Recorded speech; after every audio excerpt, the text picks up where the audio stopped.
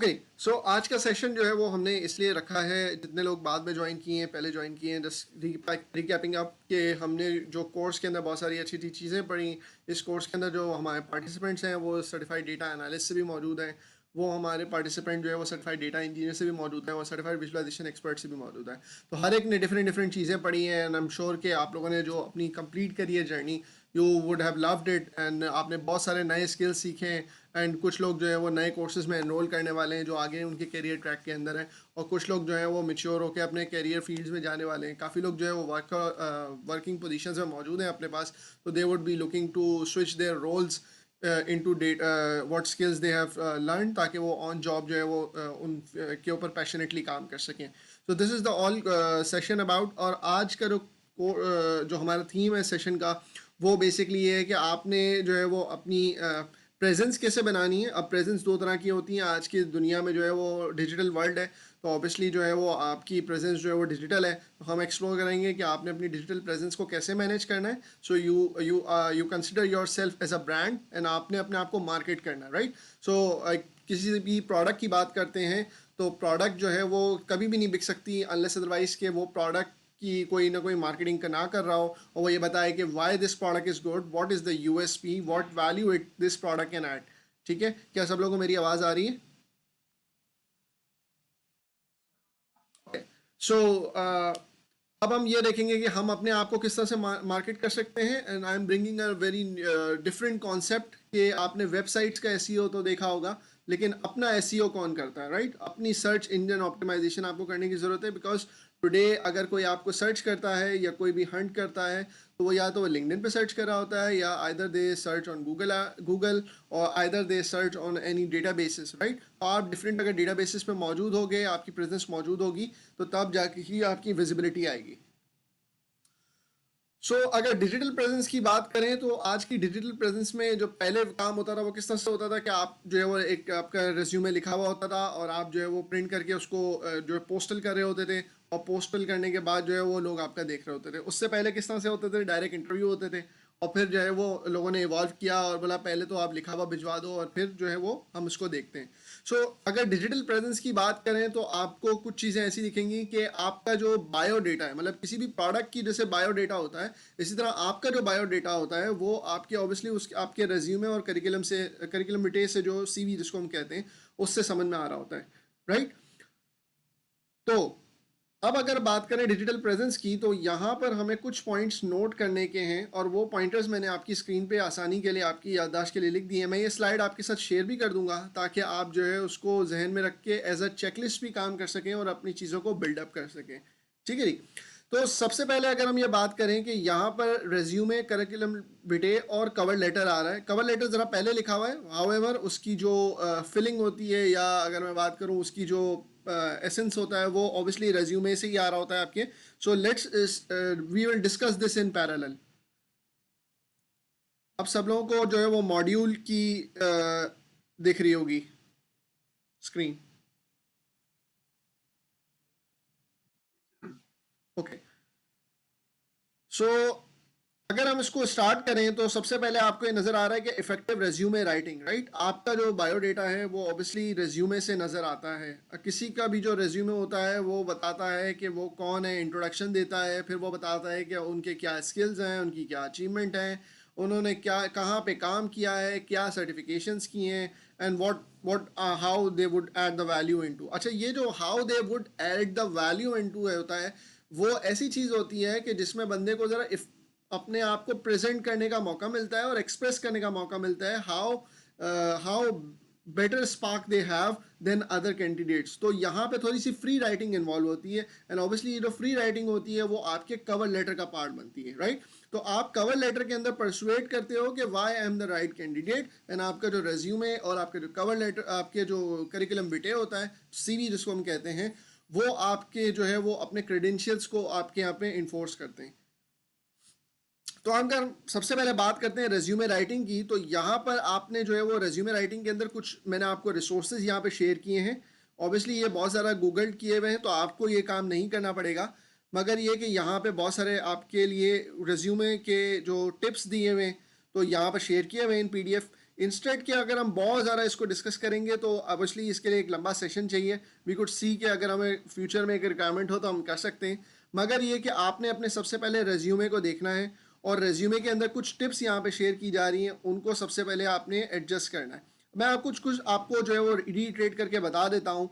वो उनमें से ये है कि आपके for example list achievements over responsibilities, right. Generally लोग जो अपने रेज्यूमे में लिखते हैं कि मैं ये करता हूँ, मैं ये करता हूँ, मैं ये करता हूँ, अरे भाई ये करके तुमने अचीव क्या किया वो तो बता दो, right. People are looking for to hire people to create more impact, right. आपके आने से वैल्यू एडिशन क्या होगी, तो वो वैल्यू एडिशन अगर नहीं बताओगे तो सामने वाला आपको हायर क्यों करे, राइट। वो बंदा जो वैल्यू एडिशन बता रहा है he would trust more on that. यहां तक सब लोग मेरे साथ हैं? ओके। तो हमारे साथ जो है वो एक फौजी बंदा मौजूद है, थैंक यू वेरी मच, जो मुझे अच्छा फीडबैक दे रहा है and I am moving forward. अच्छा, नेक्स्ट आपके पास आता है स्टैंडर्ड डेट फॉर्मेट, जो कि अगर आपने डेट्स को यूज़ करना है तो कंसिस्टेंटली यूज़ करो। अगर मंथ डेट यूज़ कर रहे हो या डेट फॉर्मेट स्लैशेस में दे रहे हो तो सब जगह स्लैशेस में दो। जो है वो आप जो है वो कहीं पे कुछ डेट लिख देते हो, कहीं पे कोई और फॉर्मेट लिख देते हो। अच्छा, ज़्यादातर लोग जो है वो लिखते नहीं है, क्योंकि वो वर्ड का इस्तेमाल करते हैं तो वो उठा के थोड़ी सी डेट लिखते हैं और उठा के टैब मार देते हैं। तो कभी कभार तो ऐसा होता है कि लोगों के जो है ना वो रेज्यूमे के अंदर उनकी एक्चुअल डेट की जगह टैब मारने की वजह से और ध्यान ना देने की वजह से करंट डेट्स भी लिखी होती हैं। तो इस चीज़ का ज़रा ख्याल रखने की ज़रूरत है कि मिस इन्फॉर्मेशन भी क्रिएट हो सकती है और ऑब्वियसली आपका इमेज गलत भी जा सकता है। फिर आपके पास आता है to stand out, show the impact that you made. Obviously अगर आपने क्वांटिफाई करने की ज़रूरत है, जब बात हो रही है कि आप, अगर मैं पिछले पॉइंट की बात करूं यहाँ पर, तो यहाँ पे लिखा था कि कैरीड आउट सेल्स ऑपरेशन, यहाँ पे लिखा था exceeded monthly sales KPIs by 4 months in a row. अब देखें यहाँ पे क्वांटिफाइबल चीज को जो है ना, पहले तो आपको ये बताया गया कि आपने अचीवमेंट लिखनी है, लेकिन अचीवमेंट भी कैसे लिखनी है, वो आपने लिखनी है क्वांटिफाइबल अचीवमेंट, राइट। अगर आप फॉर एग्जांपल डेटा साइंस का काम करते हैं तो आपने कोई ऑप्टिमाइजेशन करी है, उस प्रोसेस से 5% 10% जो भी इम्पैक्ट आया है बिजनेस के ऊपर, वो आपको लिखने की ज़रूरत है। एक सोशल मीडिया होगा तो वो सोशल मीडिया स्ट्रेटेजिस्ट होगा तो वो लिख रहा होगा कि मैंने वेबसाइट की ऐसी ऑप्टिमाइजेशन करी या ऐसी डिजिटल स्ट्रेटजी बनाई कि अब जो है वो क्लिक थ्रू रेट जो है वो इम्प्रूव हो गया, राइट। तो सब लोगों को यहाँ तक समझ में आ रहा होगा कि आपने क्वांटिफाइबल चीज़ कैसे बतानी। अच्छा, वो मेरे दोस्त जो है ना वो ज़रा तसल्ली से बैठे हैं जिन्होंने अभी तक कोई रोल स्टार्ट नहीं किया है, वो ये सोच रहे होंगे सर ये तो बड़ा जुल्म हो गया हमारे साथ कि हमने तो कोई काम अभी किया नहीं, तो क्या घर घर के अंदर जो हमने इम्पैक्ट किया है वो लिख दें। तो वो करने की ज़रूरत नहीं है, बट इंस्टेड मैं अभी उन लोगों को एड्रेस कर रहा हूँ जिनके पास ऑब्वियसली जो रोल्स एंड रिस्पॉन्सिबिलिटीज़ हैं एंड मेजॉरिटी हैव, तो वो अपने रोल्स एंड रिस्पॉन्सिबिलिटीज़ में देखें कि what impact they have created, organization को कैसे इम्प्रूव किया है उन्होंने। और ये एक अलार्मिंग सिचुएशन भी होती है लोगों के लिए, जो कि मैं बता रहा हूँ कि जब वो ये सोचना शुरू करते हैं कि मैं ऑर्गेनाइजेशन में क्या इम्पैक्ट दे रहा हूँ, तो sometimes they find their roles very very impactful, they could actually quantify. कुछ लोगों को समझ में ही नहीं आता कि मैं क्वांटिफाई क्या कर रहा हूं, मैं कितना इम्पैक्ट क्रिएट कर रहा हूं। तो अगर आप ऐसे रोल के अंदर हैं तो बिलीव मी कि आप जो है वो ऑर्गेनाइजेशन की जो नज़र में ना वो वैल्यूएबल एम्प्लॉय नहीं होंगे। तो आपने ऐसी ऑर्गेनाइजेशन को ज्वाइन करना है या ऐसी जॉब को कंटिन्यू करना है जहां पर आप अपना इम्पैक्ट महसूस करा सकें और ऑब्वियसली फिर उसको अपनी जगह पे लिख सकें। ऑब्वियसली वो एक अचीवमेंट होती है। अगर आप एक स्टेल रोल के अंदर बैठे हैं जहां पे आप अपने रेज्यूमे में खुद को ही कन्विंस नहीं कर पा रहे कि मैं जो है वो क्या इम्पैक्ट क्रिएट कर रहा हूं, तो जब आप किसी को सेंड करेंगे तो उसके अंदर भी जो है वो इम्पैक्ट नहीं होगा। क्या सब लोग मेरे साथ हैं? ओके। रीडेबल फॉन्ट्स, खुदारा मेरे पास भी बहुत सारे रेज्यूमेज आते हैं और लोग जो हैं वो इंतहाई ख़तरनाक किस्म के फॉन्ट्स इस्तेमाल करते हैं। मतलब जहाँ पे शायद मुझे महसूस होता है कि काफ़ी लोग जो है ना वो आर्टिस्ट हैं या ग्राफिक डिज़ाइनिंग की फील्ड में आना चाहिए था उनको, वो शायद जो है वो डिफरेंट रोल्स के अंदर जा जाते हैं, be like marketing, be like data science और एनीथिंग। भाई देखें, सबसे पहले तो मैं आपको मज़ीद बताऊँ, आपकी जो राइटिंग होती है ना उसको पॉजिटिवली अगर देखा जाए तो मैं लोगों के अंदर ये जज करता हूँ कि यार ये बहुत अच्छा क्रिएटिव बंदा है, he is tried to be a creative, but rather वो शायद अपने उस रोल में नहीं है, राइट। तो मेरे लिए जो है ना वो बंदा वैसे ही अजीब हो जाता है। फिर कभी कभार आपकी जो फॉन्ट्स होते हैं वो फॉन्ट्स रीडेबल ही नहीं होते, सामने वाले पास इतना टाइम नहीं है भाई कि वो आपके फॉन्ट्स के ऊपर फोकस करे। ना ये जो है वो कोई कीमती अल्फाज हैं जिनको जो है वो पढ़ेंगे तो उनके कोई मार्क्स बढ़ जाएंगे या उनकी लाइफ इंप्रूव हो जाएगी। राइट। तो आपने अपना फॉन्ट ऐसा लिखना है कि सामने वाले के लिए नजर आ रहा हो। ये सामने आपको एग्जांपल दिया हुआ है कि किसी ने एक अजीब सा जो है वो कर्सिव राइटिंग फॉन्ट यूज कर लिया है, इंस्टेड उसको टाइम्स रोमन या दूसरे जो फॉन्ट्स जो जनरली फॉर्मली यूज किए जाते हैं वो यूज करने की जरूरत है। नेक्स्ट, रेज्यूमे के अंदर अगर हम बात करें तो ग्रामर, खुदारा मैंने काफ़ी लोगों के रेज्यूमेस देखे, इवन इस बैच के भी लोगों के रेज्यूमे देखे, पिछले बैच के भी लोगों के रेज्यूमे देखे, और जो आते रहते हैं हमारे जॉब रोल्स के अंदर। भाई एक दफ़ा ग्रामर स्पेल चेक कर लो, वर्ड के अंदर F7 दबाओ, आपको स्पेल चेक मिलेगा। ग्रामर नहीं समझ में आती, grammarly.com पे जाएं, वहाँ पे डालें, अकाउंट बनाएं और अपनी ग्रामर को इम्प्रूव करें। वो आपको दोबारा लिख के दे देगा, उसको भी दोबारा पढ़ना पड़ेगा। ऐसा ना हो कि आपने जो है वो लिखा हो कि मैंने बैचलर्स किया है, उसने ग्रामर इम्प्रूव करने के चक्कर में गलती से मास्टर्स लिख दिया और आपने वही चिपका दिया और आगे चला दिया। ठीक है, तो आपको पढ़ने की ज़रूरत है। तो ग्रामर अपने रेज्यूमे को क्रिटिकली जब लिखा करें तो उस वक्त कंप्लीट करने के बाद फ़ौरन ना पढ़ें, 2 दिन दें और 1 दिन बाद किसी और को भी रिव्यू करवाएं और खुद भी रिव्यू करें। जब आप दोबारा रिविजिट करेंगे तो आपका ऑब्वियसली 1.0 होगा। जब आप वापस रिविजिट करेंगे तो उसमें बहुत सारी चेंजेस होंगी, अपडेट्स आएंगी, आपको समझ में आएगा नहीं यार मैंने क्या किस फ्रेम ऑफ माइंड में लिख दिया, या ये तो मैंने बहुत सारी स्पेलिंग मिस्टेक्स की हुई हैं तो वो मैं करेक्ट कर लेता हूँ। तो दैट वुड बिकम अ 2.0, वो आपका फाइनल वर्जन हो जाएगा। ओके, टाइमलाइन के गैप्स नहीं देने आपने। Give no reason and let the recruiter assume in a line or two explain what happened and move on and no need to dwell on. अगर आपके कैरियर में थोड़ा बहुत गैप आ गया है तो आपने उसको इंटरव्यूअर के लिए जो है ना बहुत ज़्यादा जस्टिफाई भी नहीं करना है और बिल्कुल ब्लैंक भी नहीं छोड़ देना है।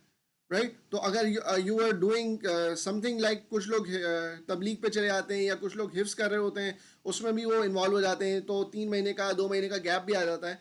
तो जस्ट पुट इट देयर कि भाई मैंने ये काम किया and just move on. Right, उस पर स्ट्रेस करने की भी जरूरत नहीं है बहुत ज़्यादा, एंड उसको ब्लैंक छोड़ने की भी जरूरत नहीं है कि भाई बीच में से टाइम कहाँ गया। सब लोग मेरे साथ हैं?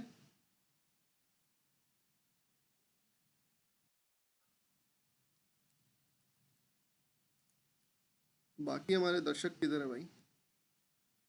18 लोग मौजूद हैं खामोशी से, प्लीज़। अच्छा, लिख रहे हैं अच्छा, चैट में लिख रहे हैं, ठीक है। मैं एक काम ये करता हूँ कि मैं इस स्क्रीन को ज़रा ऑल्ट टैप रख लेता हूँ ताकि फिर मैं आपको रिव्यू कर सकूँ कमेंट्स के अंदर।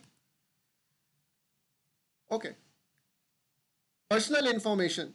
भाई आपने अपनी नंबर देना है, अपना ईमेल आईडी देना है। बहुत बहुत तो मैं आपको ये आज के ज़माने में ये बताऊंगा कि आप अपना जो एड्रेस लिखते हैं ना होम का भी, वो थोड़ा बहुत जो है ना वो इलाके के आसपास लिख दें कि मैं इस इलाके से बिलोंग करता हूँ। राइट, घर का पूरा आइडिया देने की ज़रूरत नहीं है कि मैं यहाँ पे पिन पॉइंट व्हाट्सएप लोकेशन भेजने की ज़रूरत नहीं है। ठीक है, ये मैं अक्सर लोगों को समझाता हूँ कि अपना पूरा हाउस नंबर सब कुछ लिख देते हैं। भाई देखें, जो आपने डिटेल भरनी होगी वो जब आपका एम्प्लॉयमेंट फॉर्म आएगा आप उस पर तसल्ली से भर दीजिएगा। पहले से अपना हाउस नंबर, अपना फ्लैट नंबर बताने की ज़रूरत नहीं है। वो इसलिए क्योंकि जब आप अप्लाई करेंगे तो sometimes there are scams as well. लोग जो हैं वो रेज्यूमे की हार्वेस्टिंग भी करते हैं और ट्रैकिंग भी करते हैं। तो आप नहीं चाहेंगे कि आपकी इंफॉर्मेशन जो है वो गलत चीज़ों के लिए इस्तेमाल हो। राइट, तो अपनी लिमिटेड पर्सनलाइज इंफॉर्मेशन दें और बाकी सब ना दें। फॉर एग्जांपल अपना जो है वो नाम लिख रहे हैं, अपने वालिद साहब का नाम भी लिख रहे हैं, अपनी डेट ऑफ बर्थ भी लिख रहे हैं, अपनी एज भी लिख रहे हैं। भाई इतना सब कुछ लिखने की ज़रूरत नहीं है, बुलाने वाले को बुला लेगा और फिर हो जाएगा काम। ठीक है, वो आप तब वहाँ पे पूछ लेंगे। क्योंकि मैं आपको इसलिए बता रहा हूँ क्योंकि मैं खुद जानता हूँ कि बहुत सारी हार्वेस्टिंग डेटा की होती है और रिवर्स इंजीनियर हो जाती है information, and later financial losses भी लोगों को होते हैं, रेपुटेशन लॉसेस भी होते हैं, और उसके अंदर जो उनकी इंफॉर्मेशन जो है वो अनरिक्वायर्ड यूज़ हो जाती है। तो आई होप सो कि आप इस चीज़ का थोड़ा ख्याल रखेंगे। ठीक है, अपने रेज्यूमे को फॉर्मल रखना है, आपने प्रोफेशनल एक्सपीरियंसेस के बारे में बताना है, अपनी पर्सनल और सेंसिटिव इन्फॉर्मेशन को शेयर नहीं करना। अच्छा भाई, CNIC भी नहीं लिखना रेज्यूमे में। कुछ लोगों ने CNIC भी लिखा हुआ होता है, तो वो भी नहीं लिखना प्लीज़। तो यहाँ तक आप लोग को रेज्यूमे की बातें समझ में आई कि मैंने कुछ आपसे टिप्स शेयर करी हैं। अच्छा, अभी तक मैंने आपके सामने एक टेम्पलेट रेज्यूमे नहीं शेयर किया है, एंड अभी आपके जहन में होगा, लेकिन सब लोगों को आइडिया है कि रेज्यूमे क्या होता है। राइट,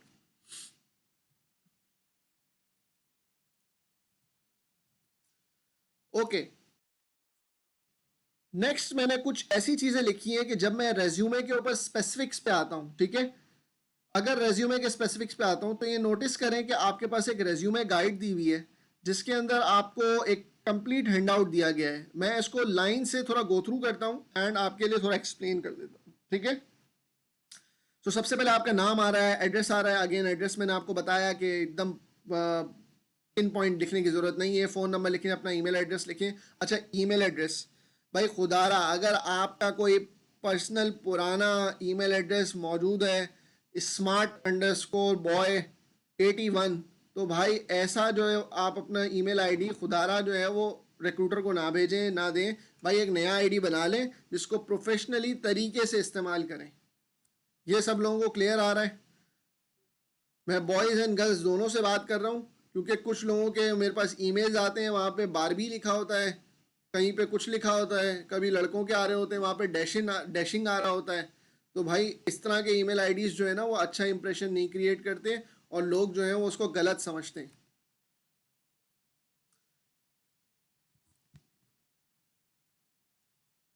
तो ये पॉइंट यहाँ पे लिखा हुआ, use an email address that conveys professionalism. तो your name should be something like कि आप कंसिस्टेंट भी हो। और खास तौर पे अगर बोलूंगा कि अगर आप नई आईडी बनाने जा रहे हैं तो ऐसी एक मेटाफर रखें। फॉर एग्जांपल अगर आगे एग्जांपल हम देखेंगे हसन जहांगीर की, तो हम वहां पे देखेंगे कि उसका ईमेल आईडी होगा @jahangir@gmail.com, उसकी लिंक्डइन आईडी भी होगी linkedin.com/in @जहांगीर, उसका गेटअप भी होगा, वो github.com/@जहांगीर होगा, ताकि @जहांगीर जो है ना वो सब लोगों को मिल सके। यहाँ तक मेरी बात सब लोगों को क्लियर हुई कि ईमेल आईडी को लिखना भी क्या है, लिखने का भी मैंने आपको बता दिया है। तो मैंने आपको कुछ डोंट्स बता दिए ईमेल आईडी के लिखने के, और कुछ डूस भी बता दिए कि what is the optimal word to use. Please chat के अंदर यस लिख दे, तो ताकि हम आगे बढ़ जाए इसको। ओके, विजुअल इम्पैक्ट इंक्रीज करने की जरूरत है। सेलेक्टिव यूज ऑफ बोल्ड, मतलब जहां पे हेडिंग दे रहे हो वहां पे बोल्ड करो। अच्छा, कुछ लोग जो है वो रिव्यू क्यों नहीं करते अपने रेज्यूमे को, तो वो उठाकर जो बोल्ड कर रहे होते हैं वो तो बोल्ड हो ही जाता है, जो नहीं करना होता वो भी बोल्ड हो जाता है, तो आधा रेज्यूमे बोल्ड नजर आ रहा होता है। या तो वो ऐसा कोई खतरनाक किस्म का इन्वर्टेड कलर इस्तेमाल कर रहे होते हैं। अच्छा, ब्लैक कलर का रेज्यूमे खुदारा नहीं बनाना। एक बंदे ने मुझे रेज्यूमे भेजा, वो ब्लैक कलर का रेज्यूमे था, उसमें व्हाइट कलर के फॉन्ट से लिखा हुआ था। तो भाई ये जो है वो मतलब प्लीज कंसिडरेट हो कि white is a good colour background, और उसके ऊपर अपने जो रेज्यूमे है उसकी एक सर्टेन प्रोफेशनल फॉर्मेटेड थीम हो जिसको आप इस्तेमाल करें, और आपका जो रेज्यूमे है वो जो है वो एक गोला गंडा कप ना लगे। ठीक है, जितनी भी हेडिंग्स हैं उनके अंदर कंसिस्टेंट रखें। अगर आप फर्स्ट कैप यूज कर रहे हैं तो फर्स्ट कैप यूज करें। जैसे करंट एग्जांपल के अंदर ऑब्जेक्टिव वो सारे कैपिटल रख रहा है, तो नीचे जाकर भी वो सारी मेन हेडिंग्स को कैपिटल रख रहा है, ये नोटिस कर रहे हैं। तो इस चीज को जरा समझने की जरूरत है। फिर आपके पास जितनी भी रिलेटेड एक्टिविटीज हैं जो कि आपकी as a candidate fuller picture दे सकती हैं कि how you are a package, your education, your experience, your skills, what voluntary things you have done, right. तो वो चीजें आप इंक्लूड कर सकते हो। आपने जो है वो अपनी पर्सनल इंफॉर्मेशन नहीं इंक्लूड करनी। यहाँ पे देखें बाकायदा लिखा हुआ है, do not include personal information such as marital status, age, weight. देखिए ये डाल तो देंगे, और डला हुआ होगा ना तो इससे इम्पैक्ट किया आएगा कि सामने वाला शायद मिस जज भी कर ले, भाई हमने मैरिड लोगों को नहीं रखना। अब देखें आपका चांस बन रहा था क्योंकि आपने पहले से जाके सर लगा दिया, तो आपकी एक स्टीरियोटाइपिंग हो गई, हमने मैरिड बंदे को नहीं रखना। यहां तक क्लियर हुई बात?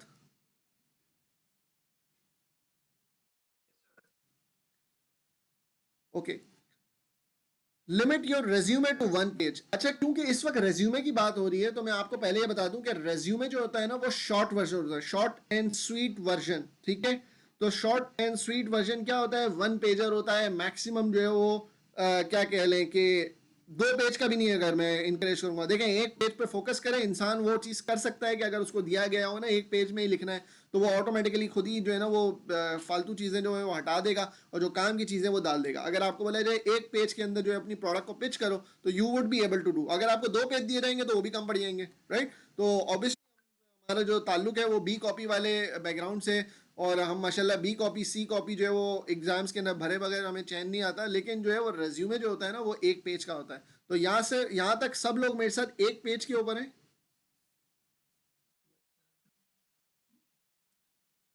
ओके जी। ये आवाज़ से कौन बोल रहा है? मुझे सुनने से आवाज़ पता नहीं चली। I think Salman bin Khalid, Talha. Okay, ज़बरदस्त। ठीक है, तो यहाँ पे ये वाला पॉइंट कवर हो गया। लेफ्ट साइड पे मैं बता रहा हूँ, use a professional summary. Extensive work experience आपने दिखाना है। देखिए ऑब्जेक्टिव, अच्छा कुछ लोग ऑब्जेक्टिव के अंदर ना अपने आप को गौरी मिसाइल बताते हैं। भाई ये करने की जरूरत नहीं है। तरीके से एक लिखें, अभी मैं आपके साथ सैंपल शेयर भी करूंगा, तो प्रोफेशनल तरीके से छोटा लिखना होता है, मतलब 2 लाइन का 2.5 लाइन का ऑब्जेक्टिव लिखना होता है। कुछ लोग जो है वो उसमें अपनी ज़िंदगी की नाम कथा लिख देते हैं, और कुछ लोग जो है वो ना लिखने के बराबर लिखते हैं कि बस I am who I am, right. तो इस तरह से बहुत छोटा छोटा करने की ज़रूरत नहीं है, बैलेंस अप्रोच लेने की ज़रूरत है। Focus on employers need when developer resume. जब आप रिज्यूमे बना रहे हैं तो जिस तरह की इंडस्ट्री को टारगेट कर रहे हैं उसको सोचते हुए बनाएं कि मैं कौन से इंडस्ट्री को कर रहा हूं, कौन से कीवर्ड्स को टारगेट कर रहा हूं, क्या रोल को अप्लाई कर रहा हूं, उस रोल की क्या डिमांड्स हैं, और मेरा कौन सा वाला एक्सपीरियंस है। अब फॉर एग्जांपल एक बंदा है जिसने अपने कैरियर के अंदर स्विच किया हुआ है और उसने 2-3 स्विचेस किए, तो पहला स्विच जो इररेलेवेंट था, जिसके दूसरा कैरियर स्विच कर लिया, जब तीसरा कैरियर स्विच करने जा रहा है फॉर एग्जांपल, तो उसके अंदर दूसरे कैरियर की बात को लिखे, पहली वाली कैरियर को ना लिखे, राइट। मैं जो है वो ऑफिस के अंदर जो है एडमिनिस्ट्रेटिव काम करता था, और अब माशाल्लाह मैंने बहुत सारी चीज़ें सीख ली हैं और मैं डेटा साइंस के अंदर आना चाहता हूँ, तो मैं ऑफिस के क्लर्क वाली चीज़ें नहीं लिख दूंगा। क्यों? क्योंकि उससे एक गलत इंप्रेशन जाएगा कि वो एक तो इररेलेवेंस है, और दूसरा साथ साथ सामने वाला बंदा जो है ना वो आपको जज करना शुरू कर देगा। तो यहाँ तक मेरे साथ क्लियर है तला आपको और बाकी लोगों को?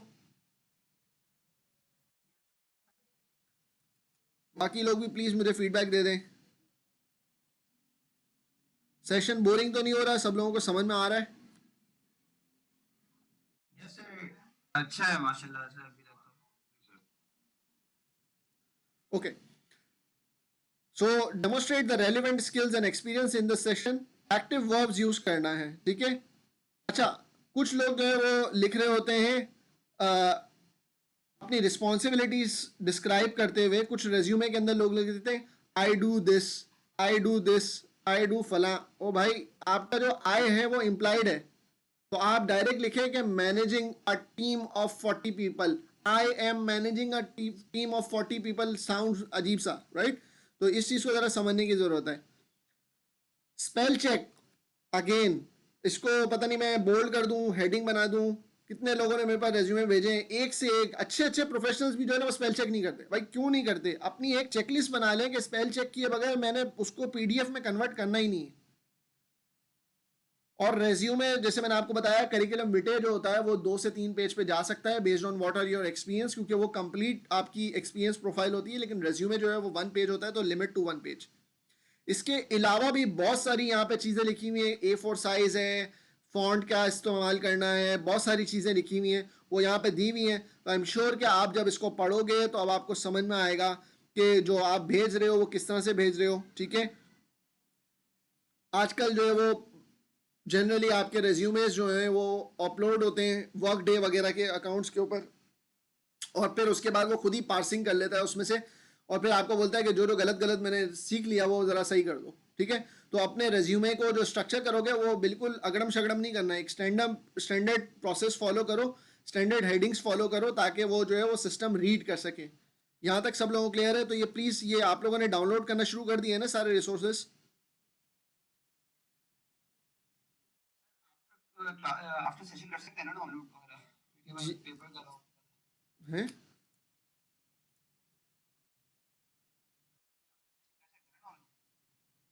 नहीं नहीं, ड्यूरिंग द सेशन आप सारे डाउनलोड पे लगा दें, फिर मैं क्लास आर्काइव कर दूंगा आधे घंटे, ठीक है। इसके अलावा रेज्यूमेस के लिए जो है आपको कंप्लीट टिप्स दी हुई हैं, तो आई होप सो कि मैं बहुत सारे डूज एंड डोंट्स बता चुका हूं, तो काफ़ी चीज़ें इसमें रिपीटेड भी होंगी या ऐसी चीज़ भी होंगी, तो वो आप ज़रूर जाके इसको देख लीजिएगा।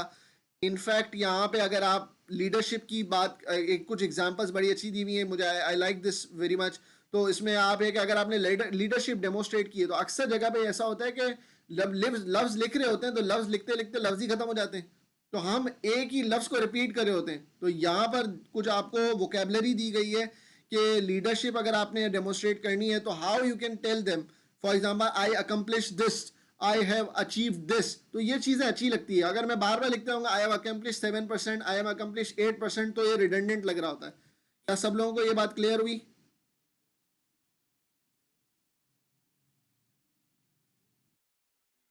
Yes sir. अच्छा भाई, एक रिज्यूमे का सैंपल भी यहाँ पे दिया हुआ है, तो डिफरेंट एनोटेशंस करके ये आपको बता रहा है। कैटेगरी की एग्जांपल है। अच्छा, मैंने यहाँ पे जो दिया है वो कंप्यूटर साइंस प्रोफेशनल्स के लिए दिया है, तो वो बहुत ज़्यादा रेलेवेंस है, और इरेलीवेंट मैंने आपको नहीं दिया है। डिफरेंट स्टाइल्स दिए हुए हैं यहाँ पर रेज्यूमे के that you can use to create. तो यहाँ पर बुलेट पॉइंट्स व्यू है, पैराग्राफ फॉर्मेट में कुछ लोग लिखते हैं। पर्सनली मैं जो है वो बुलेट पॉइंट को कंसिडर। फिर आपका पास इफेक्टिव कवर लेटर लिखने का तरीका दिया गया है। तो now we are dropping up the topic of the resume. I hope so कि आप सबको क्लियर आ गया होगा। और अब हम जो है वो उसकी तरफ बढ़ते हैं, कवर लेटर की तरफ। क्या सब लोग रेडी हैं? सर सर आप कोई रिज्यूमे शेयर कर देंगे जिसमें ये सारी चीजें यूज हो रही हो? बिल्कुल बिल्कुल बिल्कुल, यहाँ पे एक आ रहा है। अच्छा, मेरा ख्याल है कोई भी रेज्यूमे ऐसा नहीं होगा जो 100% परफेक्ट हो और किसी भी आर्टिकल के 100% कोई उतर जाए, because it's not a definite science और an equation. It's more about the personal touch. तो हर एक अपने अपने तरीके से लिखता है, लेकिन कुछ ऐसी चीज़ें जो कंसिडरेट अगर सब लोग कर लें तो करीब करीब जो है ना वो समझ में आ जाएगी। क्लियर हुआ परेश? यहाँ पे मैंने दिया हुआ है आप लोगों के लिए। जब मैं कवर लेटर को कंप्लीट कर लूंगा तो यहाँ पे डॉक एक्स फॉर्मेट के अंदर पूरे पूरे कवर लेटर्स और रेज्यूमे भी दिए हुए हैं, वो भी हम रिव्यू करेंगे। ठीक है,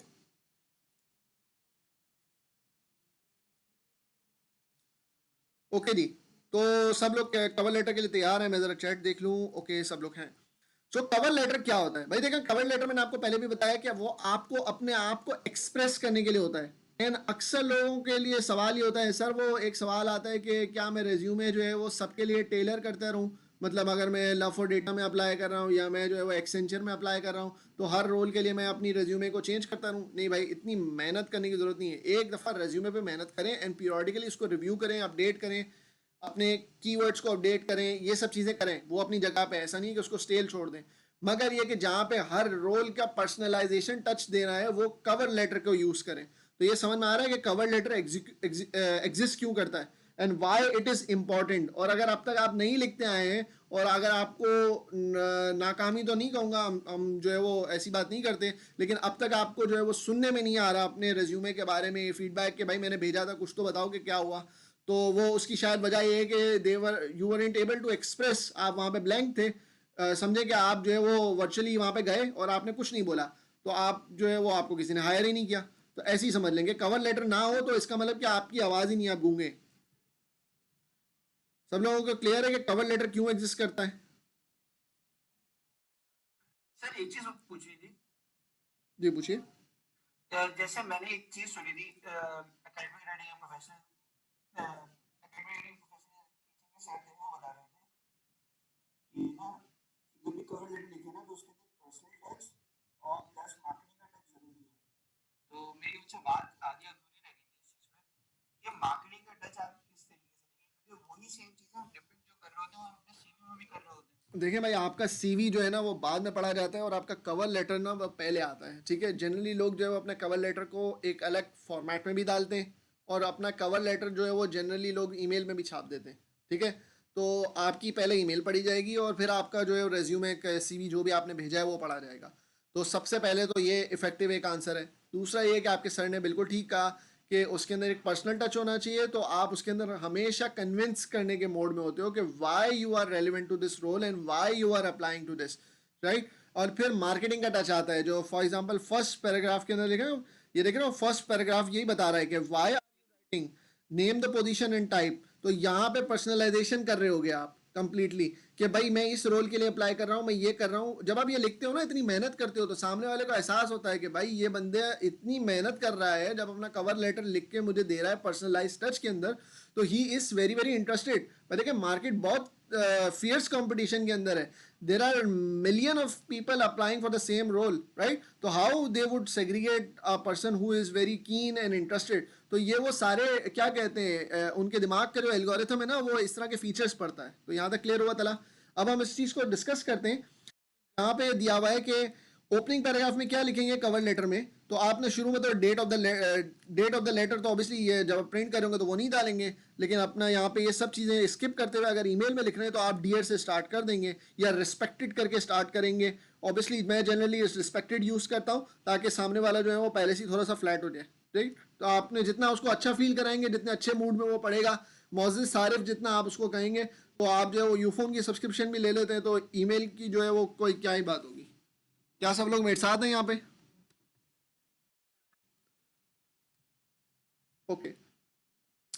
तो यहाँ पे ओपनिंग पैराग्राफ की मैं बात करूँ कवर लेटर के अंदर, तो क्लियरली यहाँ पे स्टेट किया जा रहा है कि आप क्यों लिख रहे हैं, ये राइटिंग क्यों कर रहे हैं. Name the position and type of the work you are exploring. ठीक है. Where applicable, how you have heard this about this organization in position, right. I am writing to this in this reference of, right. इस तरह से हम करके बात start करेंगे.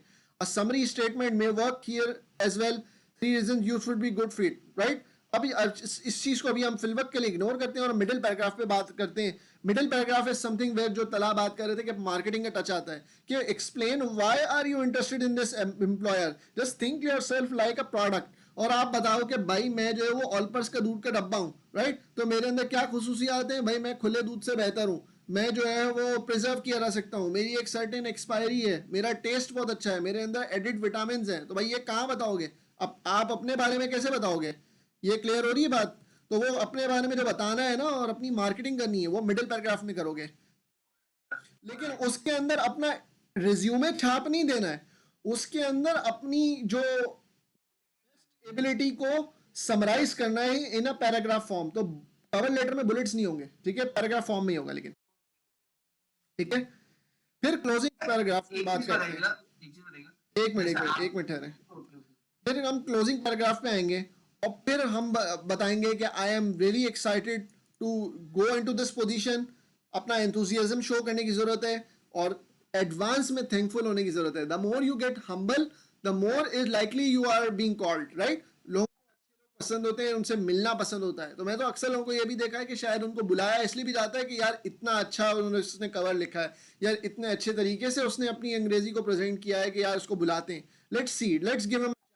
तो हमेशा जो है ना वो हार्ड स्किल्स मेरिट डिसाइड नहीं करते. बहुत सारी चीज़ें आपके सॉफ्ट स्किल्स और आपकी जो प्रेजेंटेबल फॉर्म होती है ना वो भी आपको बहुत सारी जगहों पे पहुंचा देती है. तो कवर लेटर की जो इम्पोर्टेंस है वो आई होप सो कि आपको समझ में आ गई होगी. एंड आई होप सो कि there is no other job जो कि आज के बाद अप्लाई करेंगे और उसमें नहीं होगा. ठीक है. कवर लेटर ना हो तो ऐसी समझ लेना कि मैंने रेज्यूमे भेज दिया है, अल्लाह वास्ते उसको कोई सुनेगा नहीं सुनेगा मुझे नहीं पता. जी तला फरमाइए. जैसे आप बता रहे थे कि ईमेल में लोग कॉपी पेस्ट कर देते हैं कवर लेटर, तो ज्यादा बेहतर ये नहीं है कि हम उसका एक अलग इट डिपेंड्स. देखें आप अपने पास पीडीएफ भी बना के रखें, अपने पास डॉक एक्स तो आपके पास ऑलरेडी होगी और उसको ईमेल के अंदर भी डालें. देखिए ईमेल डालते हैं ना तो लोगों के पास अक्सर तो पता नहीं होता कि डाउनलोड भी करना था. यहाँ पे हमारे पास लोग ऐसे भी है ना, सामने वाला भी ह्यूमन है, कंप्यूटर तो है नहीं, तो उसको चीज़ें मिलती नहीं है. तो वो आपने अगर अभी ईमेल के अंदर ही वो पर्सनल टच दे दिया होगा ना तो वो पढ़ लेगा. समझ रहे हो मेरी बात. जी जी ठीक तो है. ईमेल जरा पर्सनलाइज्ड होती है, उसके अंदर वन ऑन वन बंदा बंदे से बात कर रहा होता है, तो वहां पे पर्सनल टच आ जाता है. ठीक है. लेकिन और ईमेल लेंदी नहीं हो जाएगी जैसे अगर हम उसको नहीं ऐड तो करेंगे आपने कवर लेटर के अंदर जो है वो इतनी कहानियां नहीं लिख देनी. स्टार्ट पैराग्राफ्स कैसे हैं, करते थ्री हो कवर. पैराग्राफ्स हैं. हाँ समराइज करना है आपने, बिल्कुल समरी फॉर्म में लिखना है आपने. ये छोटा सा ये 12 लिखा हुआ है. लाइन्स हो जाएंगी. अगर मैं 4 लाइन ईच पैराग्राफ करूँ तो 12 लाइन्स हो जाएंगी. हाँ आपकी स्टार्टिंग ऐसी होगी ना. देखो जो शो कर रहा है वो आपको हायर करना. ठीक है. जी तो आपकी स्टार्टिंग इतनी एक्साइटिंग होनी चाहिए कि वो पढ़ने पे मजबूर हो. यहाँ पे जो आपके कॉपी राइटिंग और कंटेंट राइटिंग स्किल्स होते हैं ना वो भी कि हाँ आइदर वो दिस कंफ्यूजिंग पर्सन होना चाहिए. Would be able to proceed into his job role. अगर कोई ऐसा जॉब रोल है जहाँ पे डायरेक्टर की है, मैनेजर की है, जहाँ पे सबसे ज्यादा काम कम्युनिकेशन और कोरिस्पॉन्डेंस के ऊपर है, तो अगर आप अपने आप को एक्सप्रेस ही नहीं कर पा रहे तो फिर फायदा क्या है ऐसी रोल का. बिल्कुल सही कह रहे हैं, समझ रहा हूँ मैं. चलें अब आई होप सो कि आपको ये समझ में आ गया होगा. और यहाँ पे एक सैम्पल कवर लेटर भी लिखा हुआ है जिसको आप ये देख सकते हैं. Smith, I am senior Harvard college studying history and literature, right. I am writing to apply for the marketing and communication position at Jumpstart posted at Harvard Crimson's career database. तो अगर आप पीछे से रिलेट करें तो यहाँ पे वो बता रहा है कि भाई कौन सी पोजीशन से मैंने कहाँ से निकाला था, मैं कौन सी पोजीशन पे अप्लाई कर रहा हूँ, तो वो सारी अप्लाई हो रही है. परेश ये आपको क्लियर हो रहा है. ओके. कितने लोगों को ये सेशन इफेक्टिव लग रहा है और मजा आ रहा है और कंटिन्यू कर रहे हैं. इट्स गुड, मजा आ रहा है. और एक चीज है कि इसका एक और रखिएगा बात, जो थोड़ा एक्सटेंसिव. बाकी लोग please. Okay, great. Thank you. Let me continue with the same energy. And अगर आप ये देखें तो यहाँ पे इसने लिखा हुआ है कि jump starts commitment is too early education, तो यहाँ पे वो परसुएट कर रहा है, वो मार्केटिंग का टच आ रहा है, राइट। फिर वो कुछ अपनी एडिशनल बात लिख रहा है, तो इतनी ज़्यादा लिखने की जरूरत नहीं है, लेकिन again he is being humble, thank you for consideration, I look very much forward. तो अगेन जितना आपके पास एक्सपीरियंस है और कंटेंट है वो आपकी चीज़ को कवर लेटर के अंदर जस्टिफाई करेगा, राइट। अगर आप न्यू कमर हो तो अपना उसके हिसाब से लिखोगे और कम लिखोगे, उसमें बड़ी बड़ी फेंटियाँ नहीं मारने की ज़रूरत है। और अगर आप जो है वो एक्सपीरियंसड हो तो अगर आपने उसको समराइज वर्ड के अंदर लिखना है तो कम से कम लिखना है, ताकि वो कवर भी हो जाए, कुछ मिस भी ना हो और अपने आप को एक्सप्रेस भी कर पाए।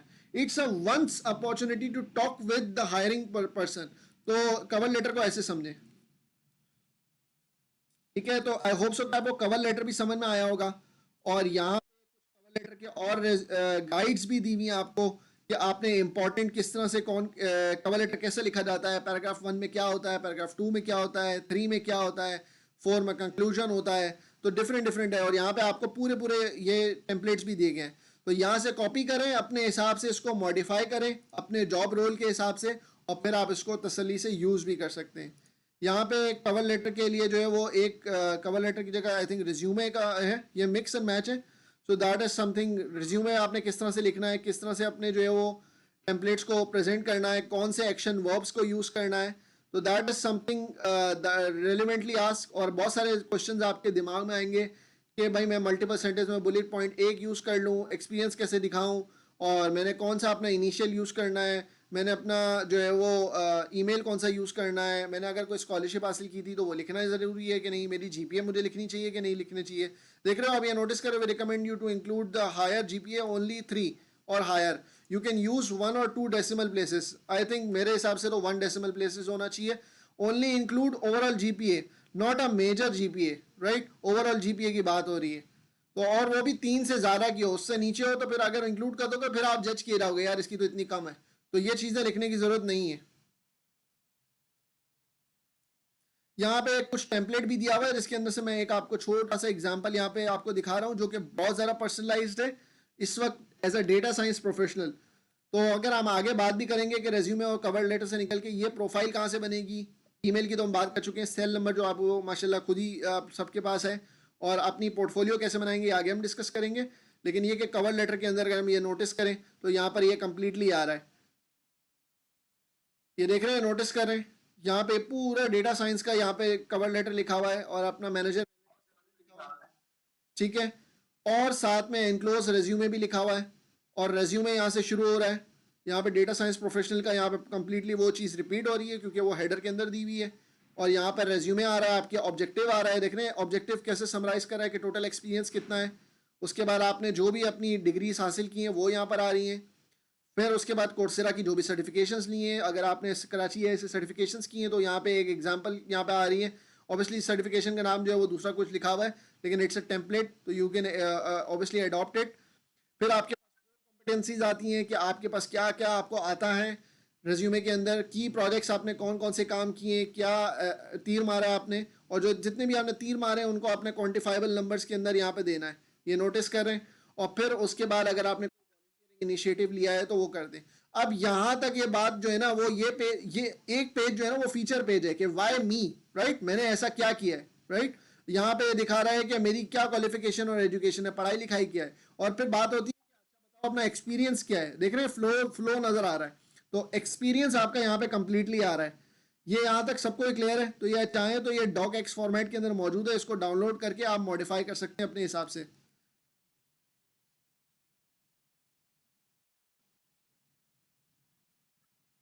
ठीक है, फिर तो अच्छा है। बाकी लोग, नेहा, इतने सारे लोग हैं, सब लोगों के नाम लेना शुरू करूंगा तो भी देर हो जाएगी, तो प्लीज़ अपना कमेंट करें, सब लोगों को समझ में आ रही है, किसी को सवाल पूछना है आगे बढ़ के पूछें, शाय आउट ना करें।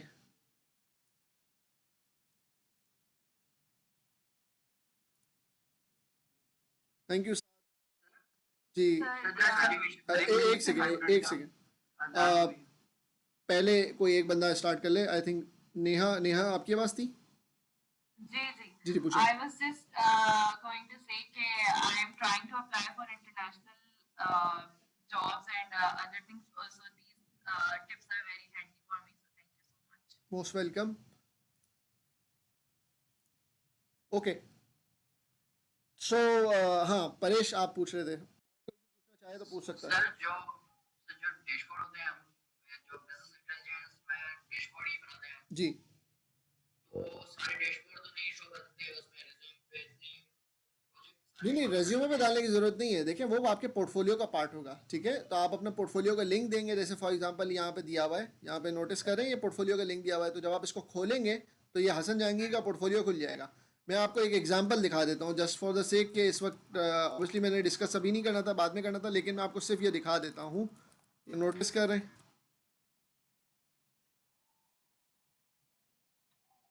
ये देख रहे हैं आपकी एक विक्स साइट बनी हुई है। अब now this is a free website, तो ऑब्वियसली ये आपको एक कंप्लीट अपॉर्चुनिटी देता है कि डेमोस्ट्रेट करने के how creative you are, how good you are, right. अब मेरा रेज्यूमे आ रहा है, यहाँ पे सर्टिफिकेशन आ रही हैं, प्रोजेक्ट्स जो मैंने किए। तो यहाँ पे अगर मैं प्रोजेक्ट्स पे क्लिक करूँ तो कंप्लीट ये प्रोजेक्ट्स यहाँ पे आ रहे हैं, राइट। तो आई होप सो कि आपके सवाल का जवाब मिला होगा। Yes sir. एप्लीकेशंस कैसे आपने मैनेज किए इस पे वो दिखाइएगा।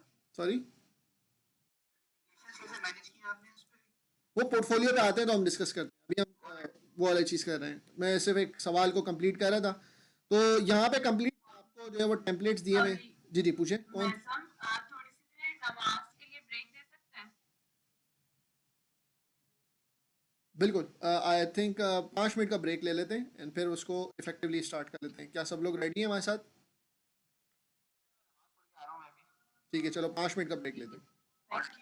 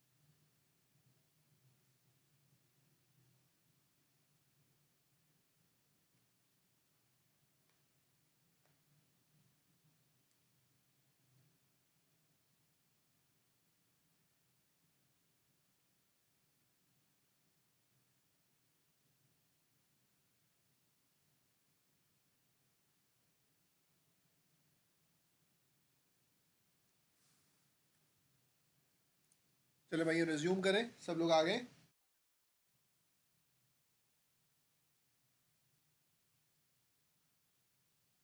चैट में प्लीज़ जल्दी से लिख दें सब लोग वापस आ गए।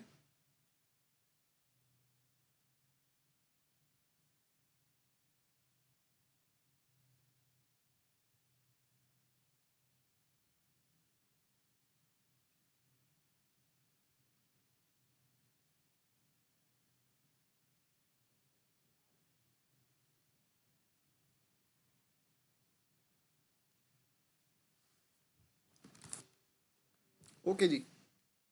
सो अगेन मैं स्क्रीन शेयर करने जा रहा हूँ। आप लोग को स्क्रीन नज़र आ रहा है तो प्लीज़ मुझे बताइएगा।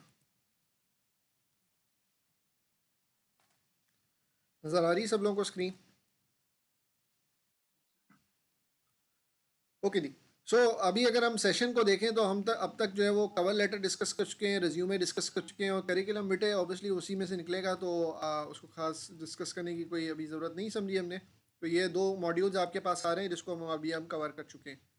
अब बात आती है आपकी डिजिटल प्रेजेंस, और ऑब्वियसली आपका जो आज की दुनिया में आप जो है वो लोगों को पहले रेज्यूमे भेजा करते थे, अब जो है वो लोग आपका रेज्यूमे खुद रीड कर लेते हैं। तो मतलब आपकी एक डिजिटल प्रेजेंस है, वो कहलाती है लिंक्डइन। अच्छा, कितने लोगों का लिंक्डइन पे अकाउंट नहीं है?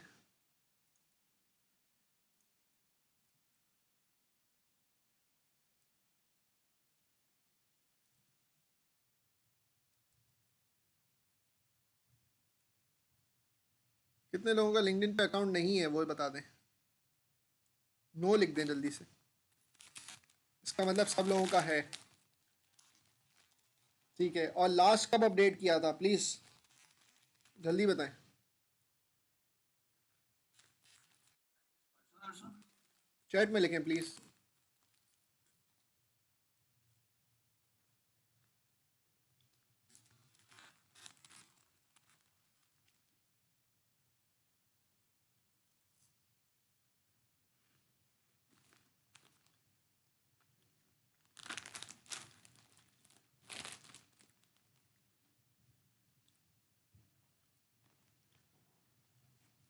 ओके।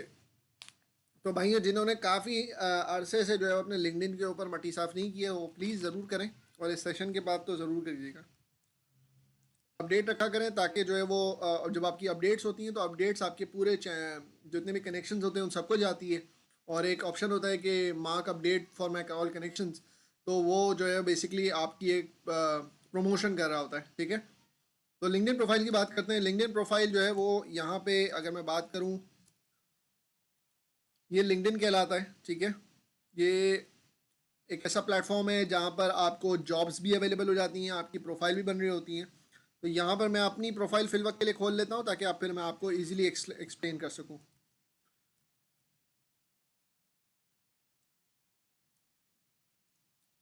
अब लिंक्डइन प्रोफाइल की बात आती है, तो काफ़ी लोग जो है वो अपनी लिंक्डइन प्रोफाइल्स बना तो लेते हैं लेकिन वो स्टैंडर्डाइज नहीं करते, और जितनी भी फील्ड्स होती हैं उनका सही इस्तेमाल नहीं करते। या तो वो मिसअंडरस्टैंड कर जाते हैं कि यहाँ पे क्या भरना था, क्या डालना था, या तो वो भरते ही नहीं और वक्त ही नहीं देते। बस लिंक्डइन प्रोफाइल बनाने को बोला था क्योंकि जॉब नहीं मिलेगी इसलिए वो उन्होंने बना ली। अरे भाई, इसको एक्टिवली मैनेज करो कि समझो ये आपके रेज्यूमे के साथ सिंक होनी चाहिए। जब बंदा आएगा ना आपके रेज्यूमे देखेगा और आपकी लिंक्डइन प्रोफाइल देखेगा, तो वो जो है ना वो परेशान हो जाएगा कि भाई वहाँ तो कुछ और आ रहा है एक्टिव एम्प्लॉयर, यहाँ पे कुछ और आ रहा है। तो आपको एक्टिवली मैनेज करने की ज़रूरत है। ठीक है, सिंक करने की ज़रूरत है। यहाँ पे लिंक्डइन के बारे में काफ़ी तारीफ़ें लिखी हुई हैं और सब चीज़ें बताई हैं ऑब्वियसली, कि लिंक्डइन क्यों जो है वो रिक्रूटर्स यूज़ करते हैं, and आपका जो लिंक्डइन का प्रोफाइल है वो कैसे होता है। ऑब्वियसली लिंक्डइन जो है ना वो एक तरह का ऐसा टूल है जिसमें आपके एंड पे तो आपको दिख रहा है कि बस मैंने ये अपलोड कर दिया है और बाकी काफ़ी लोगों को दिख रहा है, लेकिन जब रिक्रूटर्स जाते हैं ना तो लिंक्डइन ने एक प्रोडक्ट बनाई हुई है इसी डेटा के ऊपर। देखा, डेटा ड्रिवन प्रोडक्ट है उन्होंने जो रिक्रूटर्स को दी हुई है, कि भाई वो सर्च करना चाहते हैं कितने लोग हैं जिन्होंने पाइथन को अपने स्किल्स में लिखा है।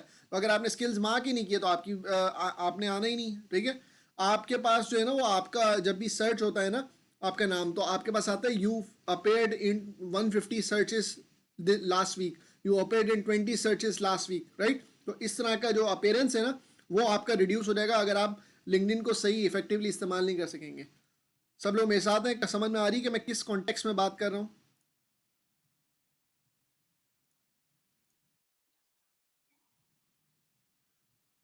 Okay. Like your resume, your LinkedIn profile should contain keywords often used in the position you are seeking. तो मतलब ये है कि अगर आपने जो है वो अपने बारे में जो है वो data analysis, data analyst, data science और ये इस तरह के जो कीवर्ड्स हैं वो आपने अपने पास यूज़ नहीं किए.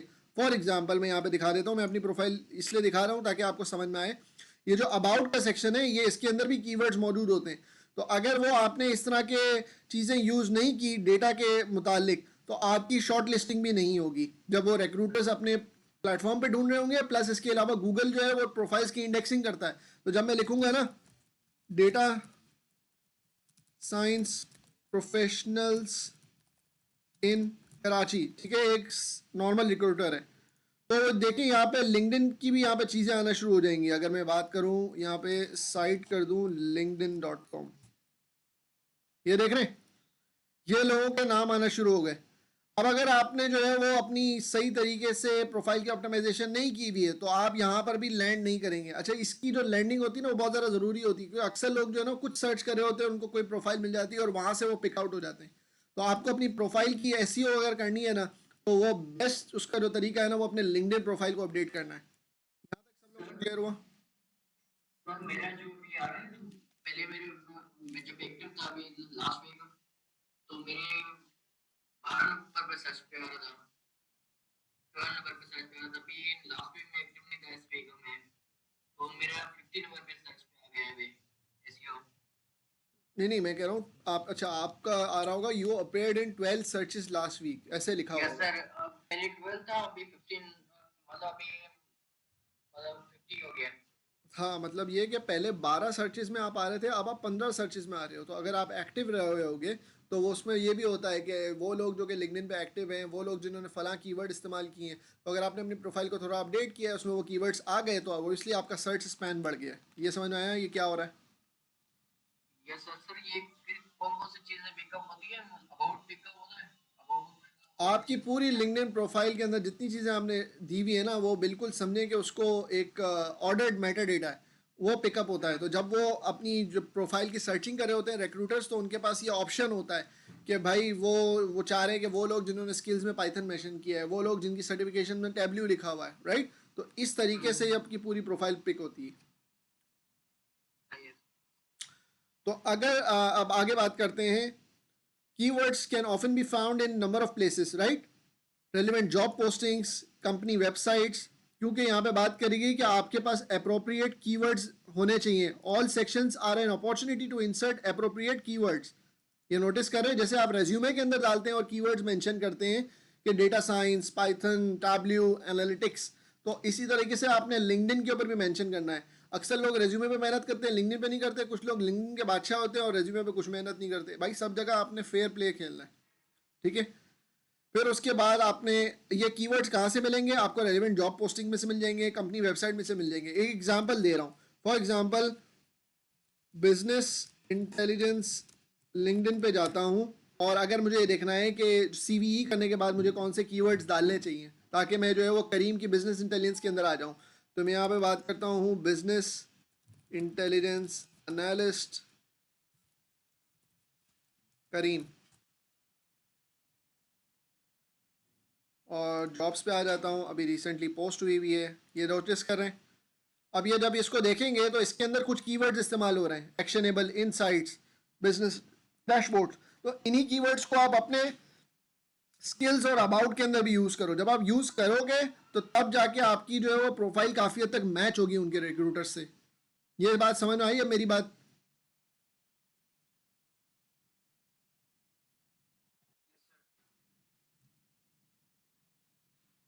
एक सेकंड में, बाकी अवाम को क्लियर है? Okay great. तो इस तरीके से अपने सर्चिंग मैकेनिज्म को थोड़ा सा इंप्रूव करेंगे तो आपको समझ में आएगा कि सिस्टम्स कैसे काम करते हैं. You all are graduates of the data driven courses. आप सबको पता है कि डेटा काम कैसे करता है. अगर आपको ये असाइनमेंट आपको दिया जाता कि ऐसे लोग फाइंड करके लाओ लिंक्डइन पे से जो कि डेटा साइंस में काम करते हैं, तो आप क्या करते? तो तब आप जो करते हैं ना वो अपने रिज्यूमे में और अपने लिंक्डइन प्रोफाइल में करके रख लें, ठीक है. वॉट आर कीवर्ड से खेलते हैं. What words are being used over and over to describe your career in industry? These are your keywords and they need to be in your LinkedIn profile as many times as you can get them in there. अच्छा, इसका ये मतलब नहीं है कि आपने जो है वो हैशटैग करके अपने चिपकाना शुरू कर दिया. ठीक है, इसका मतलब है कि अपने तरीके से अपनी बात को बताते हुए उन कीवर्ड्स को इस्तेमाल कर जाना है। ठीक है, यहाँ पे कुछ एग्जाम्पल हेडलाइंस भी दी हुई है। अच्छा, कुछ लोग जो है वो काम उनका जो है वो 150 रुपये का होता है, लेकिन जो है वो उन्होंने अपना पास लिखा होता है कि headline product developer, leading cutting edge professional in the industry that ever existed, right. भाई इस तरह की हेडलाइंस ना दें, अपनी हेडलाइंस दें कि आप कहाँ काम करते हैं और क्या करते हैं। ये देख रहे हैं, honours graduate seeking professional opportunity in retail sales CRM। अब यहाँ पे नोटिस हो रहा है कि समझ में आ रहा है कि भाई रिटेल इंडस्ट्री का रिक्रूटर आपको आएगा, हायर करेगा। क्यों? क्योंकि आप इंडस्ट्री इंटरेस्टेड हो। लेकिन अगर मैं बात करूँ कि आप जो है वो फॉर एग्जांपल एक बात करता हूँ कि डेटा साइंस की बात करता हूँ, डेटा साइंस का रिक्रूटर रिटेल सेल्स के CRM के अंदर इंटरेस्टेड नहीं होगा हायर करने में। तो आप जितना रेलिवेंट कर दोगे ना, उतने काम के लोग भी आपको पहुंचेंगे, इररेलेवेंट लोग आपको नहीं पहुंचेंगे। यहाँ तक बात क्लियर हुई? तो सबसे पहले अगर मैं बात करूँ, हेडलाइन होती है, ये जैसे नोटिस करें यहाँ पे हेडलाइन होती है, इसको हेडलाइन कहते हैं। यहां तक सब लोग मेरे साथ हैं? Yes sir. फिर आपके पास समरी होती है। समरी के अंदर क्या होता है कि आप अपने बारे में लिखते हो कि आप कौन हो, आप क्या करते हो, आपकी पढ़ाई वगैरह। तो आपने बहुत समराइज फॉर्मेट में लिखना होता है। तो यहाँ पे लिखा हुआ है honours graduate from example university, पता नहीं कोई खतरनाक सा यूनिवर्सिटी का नाम है, और BS डिग्री ली हुई है बिजनेस एडमिनिस्ट्रेशन के अंदर, और माइनर किया हुआ मार्केटिंग के अंदर, completed more than 40 course for hours. तो अब ये ऑब्वियसली उस बंदे का लग रहा है कि जिसने अभी तक काम नहीं किया है लेकिन अभी ग्रेजुएट हुआ है, सामने से नजर आ रहा है, राइट। तो इस कोर्स में जितने भी अभी लोग मौजूद हैं जो कि ग्रेजुएट कर रहे हैं, तो उनको समझ में आ रहा होगा कि हमने किस तरह से अपनी चीज़ लिखनी चाहिए। तो यहाँ से कॉपी पेस्ट करें, अपना नाम, अपनी चीज़ें छापें और इसको अडाप्ट कर लें अपने हिसाब से। यहाँ तक समरी में किसी को कोई सवाल है?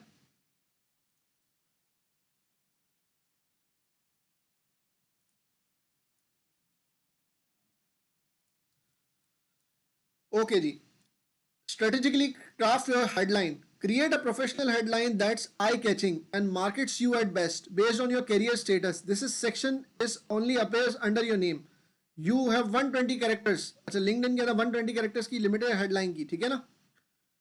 When someone conducts searches, your name comes up in the search. Your headlines appear with your name. ये नोटिस कर रहे हैं? अब मैं एक बात करता हूँ यहाँ पे।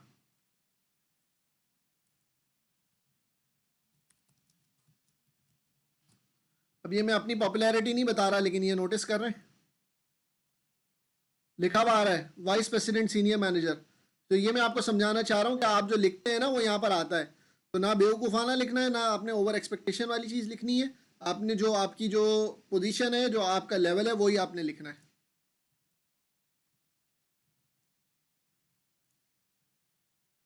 Hard skill keywords, technology sales professional, 14 years of selling enterprise systems. अच्छा, अब ये हार्ड कीवर्ड्स आपने यूज करने। यहाँ पे लिखा हुआ business advocate, technology and automation experience. इस तरीके से आपने अपने वर्ड्स को इस्तेमाल करना है। Soft skills, graphic artist who strengths include detail and verbal and written communication. Notice कर रहे हैं? तो यहाँ पे कुछ एग्जांपल्स हैं। अच्छा, जरूरी नहीं कि हर प्रोफाइल के अंदर सब कुछ मौजूद हो, वो मिक्स एंड मैच होगा। जॉब टाइटल्स जो है वो आपके कम्युनिकेशन प्रोफेशनल राइटर। अच्छा, कुछ लोग अपने जॉब के जो टाइटल होते हैं, जो जॉब टाइटल यहाँ पे लिखा होता है, ये नोटिस करें, यहाँ पे जॉब टाइटल लिखा हुआ आ रहा होता है, ये ऐसा लिख देते हैं जो कि एग्जिस्ट नहीं करता, खतरनाक किस्म का, अपनी मर्जी से लिख दिया है। तो भाई आपकी अपनी मर्जी का टाइटल ना हो, जो तरीके का आपका जो टाइटल है ना, वो लिखने की जरूरत है। स्टैंडर्ड टाइटल्स होते हैं ना, इस तरह से लिखने की जरूरत है। कॉलेज या यूनिवर्सिटी आपने अटेंड की है, तो यहाँ पर आपके पास आ रहा है कि आपकी कौन सी कॉलेजेस और यूनिवर्सिटी आपने अटेंड की है। फिर आपके पास आपकी लोकेशन आ रही है, ऑब्वियसली आप कराची बेस्ड हैं। अब आपको लाहौर का रिक्रूटर आके पूछ रहा होगा, तो आप बोलेंगे भाई भाई मेरे को माइग्रेट नहीं होना। तो अपनी कराची की लोकेशन जरा सही से लिखने की जरूरत है। Branding statement, strategic global CEO who turns around. अच्छा, अब ये हायर करियर लेवल का है। तो ये जो इस तरह के स्टेटमेंट्स है ना, ये लिखना तो फिर सोच समझ के लिखना कि आपका हिसाब भी वैसे ही होगा। की अकम्पलिशमेंट्स, अपनी की अकम्पलिशमेंट्स को लिंक्डइन का पार्ट बनाओ कि मैंने इतना इनेबल किया है। अच्छा, ऑल दो के बहुत बड़ा सब चीज़ों को इंक्लूड करने जाओगे ना, तो आप तो एक ऐसे लिख दोगे।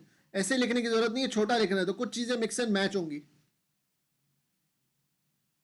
आपका जो लिंक्डइन का URL है वो खुदारा आपका तरीकेकार का हो। जैसे मैंने अभी पिछली एग्जांपल में डिस्कस किया था हसन जहांगीर, तो मैंने वहां पे जो लिंक्डइन का लिंक दिया था वो @जहांगीर दिया था। तो आपकी जो प्रोफाइल है ना वो इस तरह से ही चल रही हो। ये नोटिस करें, ये अगर नोटिस करें अगर मैं पिछली विंडो दोबारा खोल देता हूँ तो अगर मेरा नाम नोटिस करें तो यहाँ पे लिंक्डइन का सब डोमेन का कचरा हटा दूँ तो ये नोटिस आ रहा है आपको, linkedin.com/मीसम रजा ईमानी। अब ये सब जगह एक जैसा चल रहा होगा, तो their consistency brings you on social media, on search engine, on LinkedIn, everywhere. Cross referencing आपकी हो रही होती है। यहां तक सब लोगों को बात क्लियर हुई?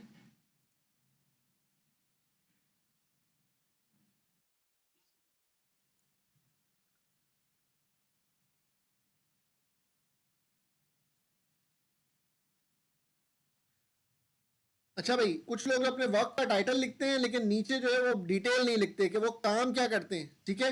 ये नोटिस करें, ये नीचे वाली जगह जो है ना वो भरने की जगह होती है कि जहां पर आप लिखते हो कि आप क्या काम करते हो। तो ये आपको जरा सा लिखने की जहमत करने की जरूरत है। कुछ लोग लिखते ही नहीं है, सिर्फ अपना नाम जो अपनी पोजीशन है वो लिख के चले आते हैं। तो भाई सामने वाले को क्या समझ में आएगा? यहाँ पे कुछ सैंपल स्टेटमेंट्स दिए हुए हैं आपके लिए, तो वो उनको आप तसल्ली से पढ़ सकते हो। इसके अंदर बहुत कुछ मौजूद है कि आपने जो है वो लिंक्डइन प्रोफाइल समझे कि अगर आपके पास कोई पोर्टफोलियो नहीं है तो वो आपका ऑनलाइन पोर्टफोलियो है। अब इसके अंदर फीचर क्या क्या अवेलेबल है और किस किस तरह से आप यूज कर सकते हैं, जरा मैं आपको दिखाता हूँ। आपका नाम आ रहा है, आपकी एक हेडलाइन आ रही है, यहाँ पे आपकी लोकेशन आ रही है, देख रहे हैं सही लोकेशन आपकी मौजूद होना शुरू हुई। फिर आपके पास एक ऑप्शन नया आया, open to work, potential clients, मतलब एवरीथिंग दैट इज देयर, ठीक है? आपका अबाउट आ रहा है, आपने जो काम किया है उसमें फीचर्ड पोस्ट आ रहे हैं। ये नोटिस कर रहे हैं आपने जो कोई भी काम किया है। एक मैंने मॉडर्न प्रोजेक्ट किया था, मेरी अपनी एसीसी की मेंबरशिप आ रही है, तो ये फीचर्ड के अंदर कलेक्शंस के अंदर आ रहा है। आपकी जो भी एक्टिविटी है वो नोटिस हो रही होती है। फिर आपका एक्सपीरियंस आता है जो आपने स्ट्रक्चर करके रखा है। फिर उसके बाद आपकी एजुकेशन आती हैं, आपने कौन कौन से अगर सर्टिफिकेट्स लिए हैं, कोई भी चीज़ है वो यहाँ पर आ रही होती है। फिर उसके बाद आपकी जितनी भी लाइसेंसेज हैं, सर्टिफिकेशन हैं, वो यहाँ पर आ रही होती हैं। ये नोटिस कर रहे हैं। और फिर उसके बाद आपके यहाँ पर स्किल्स भी आ रहे होते हैं, स्किल्स की एंडोर्समेंट आपको देते हैं। जब आप स्किल लिस्ट करेंगे, पहली बात तो लिस्ट करें, और जब लिस्ट करेंगे तो अपने कनेक्शंस को बोले वो आपको एंडोर्स करें। जो आपके साथ पीयर और नियर कोलीग्स काम करते हैं उनको बोले मुझे एंडोर्स करें कि भाई हाँ मुझे आता है, हाँ मुझे टैब्लू आता है, हाँ मुझे सीक्वल आता है, हाँ मुझे पाइथन आती है, राइट? लेकिन इसका मतलब नहीं कि अपने कनेक्शन का कान खा जाओ, लेकिन ये कि रीजनेबल एंडोर्समेंट्स वहाँ से भी ले सकते हो। इसके अलावा स्किल्स के कुछ क्विज भी आप लिंक्डइन के ऊपर ले सकते हो। तो यहाँ पे अगर आप नोटिस करें कि आपके जो स्किल है उसके नीचे ये तो आ रहा है कि एंडोर्स इन्होंने किया है, और अगर आपने इसके स्किल का असेसमेंट पास कर लिया है तो यहाँ पे लिखा हुआ आ रहा है लिंक्डइन स्किल असेसमेंट बैच। ये देख रहे हैं, great work, you have earn the batch. अब ये जो बैच है वो बाकी लोगों को भी दिख रहा होगा। जब रिक्रूटर हायर कर रहा होगा तो वो बोलेगा वो लोग जिन्होंने लिंक्डइन का जो है वो फीचर्ड स्किल असेसमेंट बैच पास किया हुआ है वो मुझे लेके आओ, तो फिर वो आएगा। तो यहां तक आप लोग को मेरी बात क्लियर हुई है किस तरह से लिंक्डइन को इफेक्टिवली यूज करना है। एंडोर्समेंट में मैंने ये बताया कि जब आप स्किल्स लिखते हो, जब लिंक्डइन में आप स्किल्स अपने ऐड करते हो, यहाँ पे जाकर ये नोटिस कर रहे हो, यहाँ पे ऐड अ न्यू स्किल, यहाँ पे जब अपना स्किल डालते हो तो वो यहाँ पे लिस्ट हो जाता है। जब मैं किसी भी प्रोफाइल पे आऊंगा तो वहाँ पे उसके स्किल्स आ रहे होते हैं और एक नीचे ऑप्शन आ रहा होता है एंडोर्स फॉर दिस स्किल। जब एंडोर्समेंट करता हूँ तो मुझसे पूछता है आपने इसके साथ काम किया था, ये आपके मैनेजर थे या आपके नीचे थे, कौन थे, क्या थे, और फिर इस तरह की वैलिडेशन करने के बाद वो पोस्ट हो जाता है। जब पोस्ट हो जाता है तो उसकी प्रोफाइल के लिए वो टेस्टिमोनियल बन जाता है उस स्किल का। ले सकते हैं मतलब जैसे Yes, you can request testimonials on recommendations. आपके जो स्किल्स होते हैं ना, लोगों को बोले आपकी प्रोफाइल पे विजिट करें और आपके स्किल्स सेक्शन में आके एंडोर्स कर दें। ये नोटिस करें स्किल्स आपके दले में। अब ये वो कीवर्ड्स हैं जो कि लोग सर्च कर रहे होते हैं। तो भाई डेटा ड्रिवन वर्ल्ड है, आप लोग डेटा के कोर्स के काम करने वाले हो, तो आपको तो सबसे ज़्यादा ये समझना चाहिए कि भाई मैं अगर मुझे ये टास्क दिया जाता तो मैं क्या टच पॉइंट्स लेता, तो वो सारे टच पॉइंट्स तो कवर करो। देखिए सबसे अच्छी बात यह है कि जब आप एजुकेशन हासिल करें तो अपनी एजुकेशन को अपने लिए तो इस्तेमाल करें। फिर आपके पास रिकमेंडेशंस आता है कि आपको कितने लोगों ने रिकमेंड किया है, आपने कितने लोगों को रिकमेंडेशंस दी हैं, आपकी एकम्प्लिशमेंट्स आती हैं कि कोई आपने कोर्सेज करें, आपने लैंग्वेजेस सीखी हुई हैं, आपने कोई प्रोजेक्ट्स किए हुए हैं, कोई पब्लिकेशंस की हुई हैं, तो वो यहाँ पर आ रहा है। ये नोटिस करें। आपके जो जितने भी इंटरेस्ट होते हैं, जो आपने जिन लोगों को फॉलो किया हुआ है, आपने फॉर एग्जाम्पल बिल गेट्स को फॉलो किया हुआ है, कुछ ग्रुप्स को ऑप्ट किया हुआ है, जिन चीज़ों के बारे में आप केयर करते हो, ये वो सारी चीज़ें जो कि आपकी डिजिटल प्रोफाइल है और आपकी presence before the event cover letter. देखिए प्रोसेस क्या होता है, रिक्रूटर आपकी लिंक्डइन देखता है, लिंक्डइन से वो आपको डीएम करता है, डीएम करके बोलता है ईमेल आईडी पे मुझे अप्लाई करो। अप्लाई करते हो तब कवर लेटर और इंटरव्यू आपके रेज्यूमे की बारी आती है। तो LinkedIn profile is the first of the funnel. यहां तक क्लियर हुई?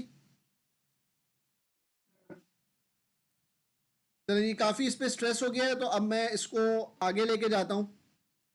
और यहाँ पे बहुत सारी चीजें दी हुई हैं। अच्छा भाई, वही वाली बातें यहाँ पे रिपीट हो रही हैं। अपने नेटवर्क को ग्रो करें, रेलिवेंट लोगों को ऐड करें, ताकि वही ऑब्वियसली अगर आप डेटा साइंस में स्विच करना चाहते हैं तो डेटा साइंस के लोगों को ऐड करें, क्योंकि जब आप कोई अकम्पलिशमेंट पोस्ट करेंगे, कोई पोस्टिंग करेंगे, तो वो लोग सुनेंगे। अगर आपने जो है वो लिंक्डइन के ऊपर जो है वो क्या कहते हैं खतरनाक किस्म की प्रोफाइलों को ऐड कर लिया है, जहाँ पे लिखा हुआ है manager eight HR and HR को, और वो जो है वो मॉडलिंग एजेंसी की प्रोफाइल है, तो आप उसको ऐड करोगे तो आपको कभी भी लिंक्डइन पे सक्सेस नहीं मिलेगी, ठीक है, और मसले में भी पड़ सकते हो। तो रेलिवेंट लोगों को ऐड करो, अपने नेटवर्क को ग्रो करो, और यहाँ पर जो है वो बहुत सारी चीज़ें और भी लिखी हुई है, बहुत ज़्यादा डिटेल दी हुई है। अपने नेटवर्क को नर्चर करो, इनविटेशन भेजो, पोस्ट एंड अपडेट, जितना रेलिवेंट ग्रुप्स को ज्वाइन करोगे उसके अंदर कोई ना कोई आर्टिकल अच्छा पढ़ो, उसको शेयर कर दो, वो एक्टिविटी दिखती है भाई। जितना अपने आप को बेचोगे उतना ही आपके ज़्यादा दाम लगेंगे।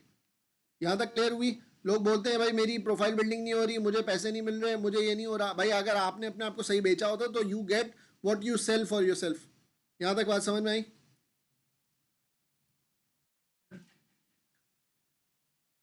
फिर इसके अंदर जॉब सर्च करने का मैकेनिज्म है, वो बहुत सारे फीचर्स अवेलेबल हैं। अगर हम इसको डिस्कस करने जाएंगे तो आगे बहुत सारी बातें जो है काम की नहीं हो सकेंगी, तो तसल्ली से आप इसको पढ़ लीजिएगा।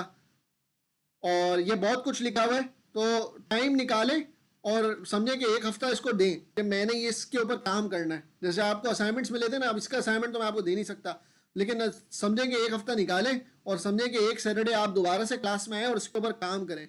यकीन माने आपकी जो है ना वो तब्दील हो जाएगी, आपकी प्रोफाइल तब्दील हो जाएगी, आपका कैरियर का लेवल चेंज होना शुरू हो जाएगा।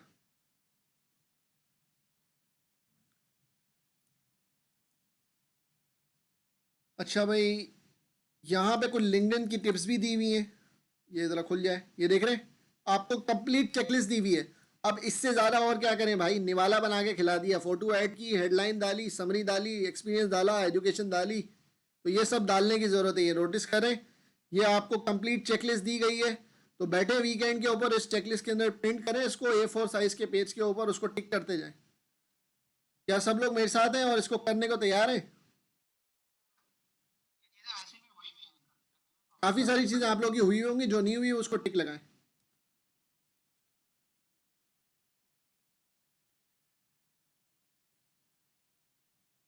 ये इमेज क्यों नहीं शो कर रहा है? एक मिनट।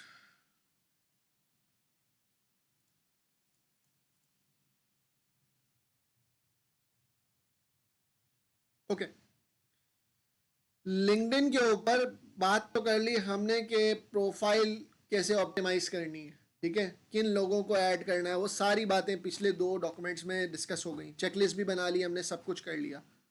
अब लिंक्डइन पे रह के एंगेजमेंट कैसे करना है, तो यहाँ पे एक बहुत अच्छा जो है वो प्लान शेयर किया था मिस राहिला नारेजो ने, मुझे बहुत अच्छा लगा, तो इसलिए मैं आपके साथ शेयर कर रहा हूँ कि आपने किस तरह से इस रूटीन को फॉलो करना है और अपनी धाक बिठानी है इंडस्ट्री के अंदर कि भाई हाँ मुझे आता है, जो मैंने अपनी प्रोफाइल पे लिखा है, I am a subject matter expert, why I should be hired, why I should be given a leadership position, why I should be preferred.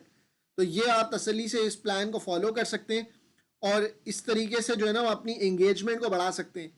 जब आप पोस्ट करेंगे ना तो बाकी लोग कहते हैं यार हमारे पास तो कोई एक लाइक आ जाता है, कोई देखता ही नहीं हमारी पोस्ट। तो भाई अगर इस एंगेजमेंट प्लान को फॉलो करेंगे तो उसके बाद आप ये देखिएगा कि आपकी एक पोस्ट डलेगी, उस पर 30 लाइक, 35 शेयर आ जाएंगे, खुद ही आना शुरू हो जाएंगे। क्यों? क्योंकि लोग आपके कंटेंट को फॉलो करना शुरू करेंगे, आपको फॉलो करना शुरू करेंगे, आपको पसंद करेंगे। ऑब्वियसली आपकी जो मार्केट के अंदर एक वैल्यू बनेगी, इवन आप गूगल के रैंक्स में भी ऊपर आना शुरू हो जाएंगे, लिंक्डइन की सर्चेस में भी ऊपर आना शुरू हो जाएंगे और सब कुछ होना शुरू हो जाएगा। बस ज़िंदगी बदल जाएगी आपकी। यहाँ तक सब लोग मेरे साथ मौजूद है? तो ये प्लान भी यहाँ पे दिया हुआ है। मज़ा आ रहा है? लिंक्डइन प्रोफाइल आई थिंक आज तक बताई नहीं होगी तसल्ली से।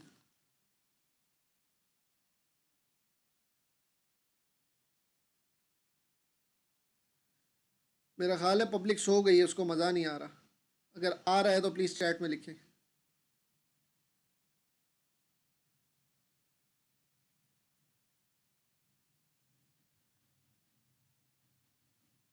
Okay great, thank you very much. And चलो उसी झील से हम आगे बढ़ते हैं।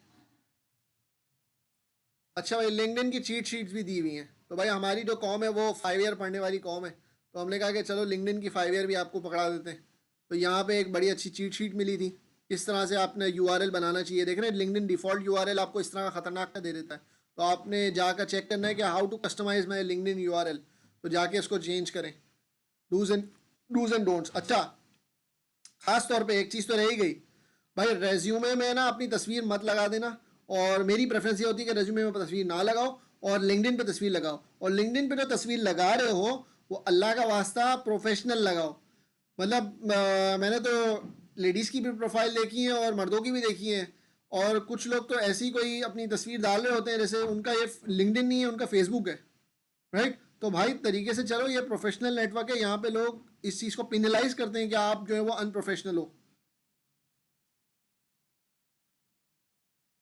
ये देख रहे हो आपको कंप्लीट टिप्स दे रहा है, तो तसल्ली से इसको पढ़ें और इसको ध्यान में करें। जब आप अपनी प्रोफाइल को कंप्लीट करेंगे ना, मतलब ये कि उसके अंदर स्किल्स ऐड करेंगे, एजुकेशन डालेंगे, तो आपकी प्रोफाइल की एक रेटिंग आ रही होती है। तो यहाँ पे ऑल स्टार आ रहा है। अब ये मैं सीधी बात बता रहा हूँ, लिंक्डइन का रिक्रूटर का प्लेटफॉर्म के अंदर एक चेकबॉक्स है जहाँ पे आ रहा होता है कि प्रोफाइल का लेवल क्या चाहिए। वहाँ पे ज़्यादातर लोग बोलते हैं ऑल स्टार या एक्सपर्ट से कम मुझे चाहिए ही नहीं। तो अगर आपने चीज़ें नहीं भरी हैं तो आपका इंशाल्लाह नाम ही नहीं आने वाला कुरानदाजी में। यहाँ तक क्लियर हुआ?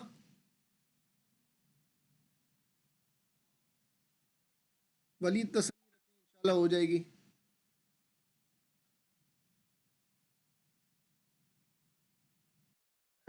जी। ये पोर्टफोलियो वाला सेक्शन शो नहीं हो रहा उसमें। एक जो पोर्टफोलियो वाला सेक्शन है वो आपके पास फीचर्ड क्लास में फीचर्ड जो आ रहा है। क्लास में वो जो पोर्टफोलियो वाला जो सेक्शन है अ, ना, जो क्लास के अंदर है, एक सेकंड। ये सेक्शन शो नहीं हो हाँ, रहा। ये अभी हमने इस पे मैंने डाला नहीं, मैं कुछ चीज़। वो नीचे जो फॉरवर्ड ड्रेसिंग वगैरह का दिया हुआ है ना, हाँ, किधर उसमें कोई भी अटैचमेंट नहीं है, वो पॉइंटर्स हैं हाँ। जस्ट मेरे लिए, ताकि फिर कोई बात रह ना जाए। ठीक है जी। चलो जी, तो यहाँ तक भाई समझ में आ गया। लिंक्डइन लिंक्डइन से आगे बढ़ जाए।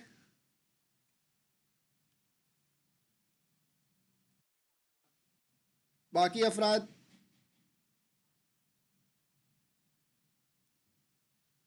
किसी का कोई सवाल, तला के अलावा कोई भी सवाल पूछ ले। तला माइंड नहीं करना, मैं बाकी लोग जो है वो एक्टिव है या नहीं है चेक करते हैं। कोई इशू नहीं है सर। किसी सर का जो कोई सवाल है तो पूछें प्लीज़। सर जो क्रिएटिव मोड पे रखते हैं उसमें क्या फायदा होता है? अच्छा, आप जब क्रिएटिव मोड में रख दोगे ना तो वो आपकी भी शेयरिंग बन रही होती है। मुझे बहुत ज़्यादा इसकी डिटेल नहीं पता है, लेकिन मैंने जो नोटिस किया है कि मैं जैसे बताऊं लोग जो है वो फॉलो इससे करते हैं, रिलेटेड? जिनको फॉलो कर रहे होते हैं, तो आप नोटिस करोगे कि कुछ लोग क्रिएटर मोड के अंदर अपनी पब्लिशिंग कर रहे होते हैं, तो वो उनके जो है ना वो सर्टेन आसानी हो जाती है। तला आपको मैं ज़्यादा बताऊं, इंसाइट है तो बता दें। जी जी। यार इसके अंदर चीज ये होती है कि जिस तरीके से अगर तुम्हारी इंस्टाग्राम या फेसबुक की पब्लिक प्रोफाइल है ना, जिसके ऊपर तुम्हारे पास फॉलोअर्स की एंगेजमेंट बहुत ज्यादा है, तो तुम क्रिएटर प्रोफाइल बनाओ और प्लस के अंदर में, लेकिन तुम्हारे पास कंटेंट भी उसी क्वांटिटी में होना चाहिए कि तुम डेली कंटेंट सर्व करते हो उस चीज पे ना, तो तुम्हारी विजिबिलिटी बढ़ जाएगी, तुम्हारे पास इनसाइट व्यूज ज्यादा आने शुरू हो जाएंगे और प्लस तुम्हारी रीच बढ़ जाएगी पोस्ट वगैरह की। जिस तरीके से वो देखते हो ना कि केस के अंदर लाइक्स आ रहे हैं, लोगों के कमेंट्स आ रहे हैं, तो वो वाला सेटअप है। मतलब देखो देखो भाई, देखो भाई, देखो इधर देखो, ये मैं बता देता हूँ। ये देखो, ये मेरी प्रोफाइल है, ठीक है। और मेरी प्रोफाइल के अंदर जब आप जाओगे ना तो आपके पास आ रहा होगा कनेक्ट, ऐड कनेक्शन, ठीक है। और ये मोइज़ अली साहब हैं जो कि पाई क्रिएटर के जो है वो क्रिएटर हैं, जो हमारे फीचर भी हो चुके हैं मीटअप के अंदर। जब आप उनको ऐड करने जाएंगे, अब मैं इसको अनकनेक्ट कर दूं, पता नहीं एक्सेप्ट करें ना करें, मोइज़ भाई जो है वो मशहूर हो गए। मैं बात कर रहा हूँ कि अनकनेक्ट ही करिएगा। लेकिन यहाँ मैं बता रहा हूँ कि यहाँ पे फॉलो लिखा हुआ आ रहा होता है, ठीक है। तो जो क्रिएटर्स होते हैं ना उनको फॉलोअर्स पे ज़्यादा फोकस होता है, वो कनेक्शन बनाने पे फॉलो उनके कम होता है।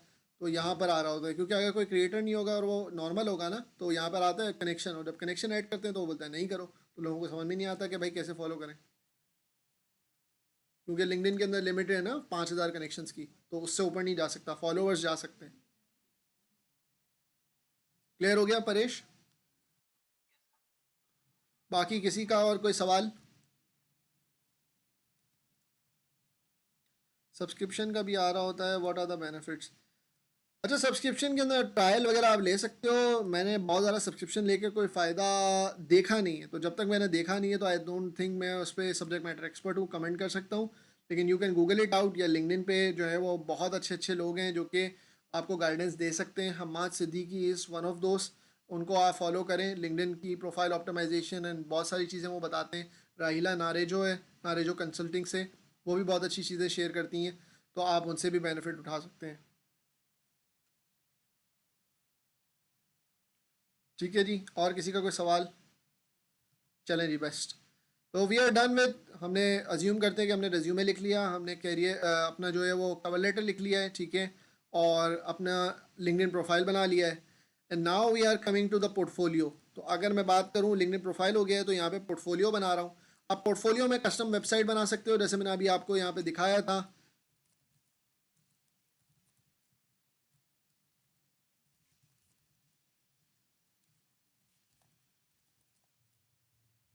ठीक है, यहाँ पे पोर्टफोलियो आ रहा है, तो you I have created custom Wix website. आप भी फ्री वेबसाइट बना सकते हो। यहाँ पे लिंक्डइन पे मैं क्लिक करता हूँ तो देखें ये न्यू हाइपरलिंक के ना मेरी प्रोफाइल खोल देता है, डब्ल्यू पब्लिक का यूआरएल खोल देता है। तो you can show your creativity if you are a creative person, right. यहाँ से मेरा गिटहब खुल जाता है, ठीक है।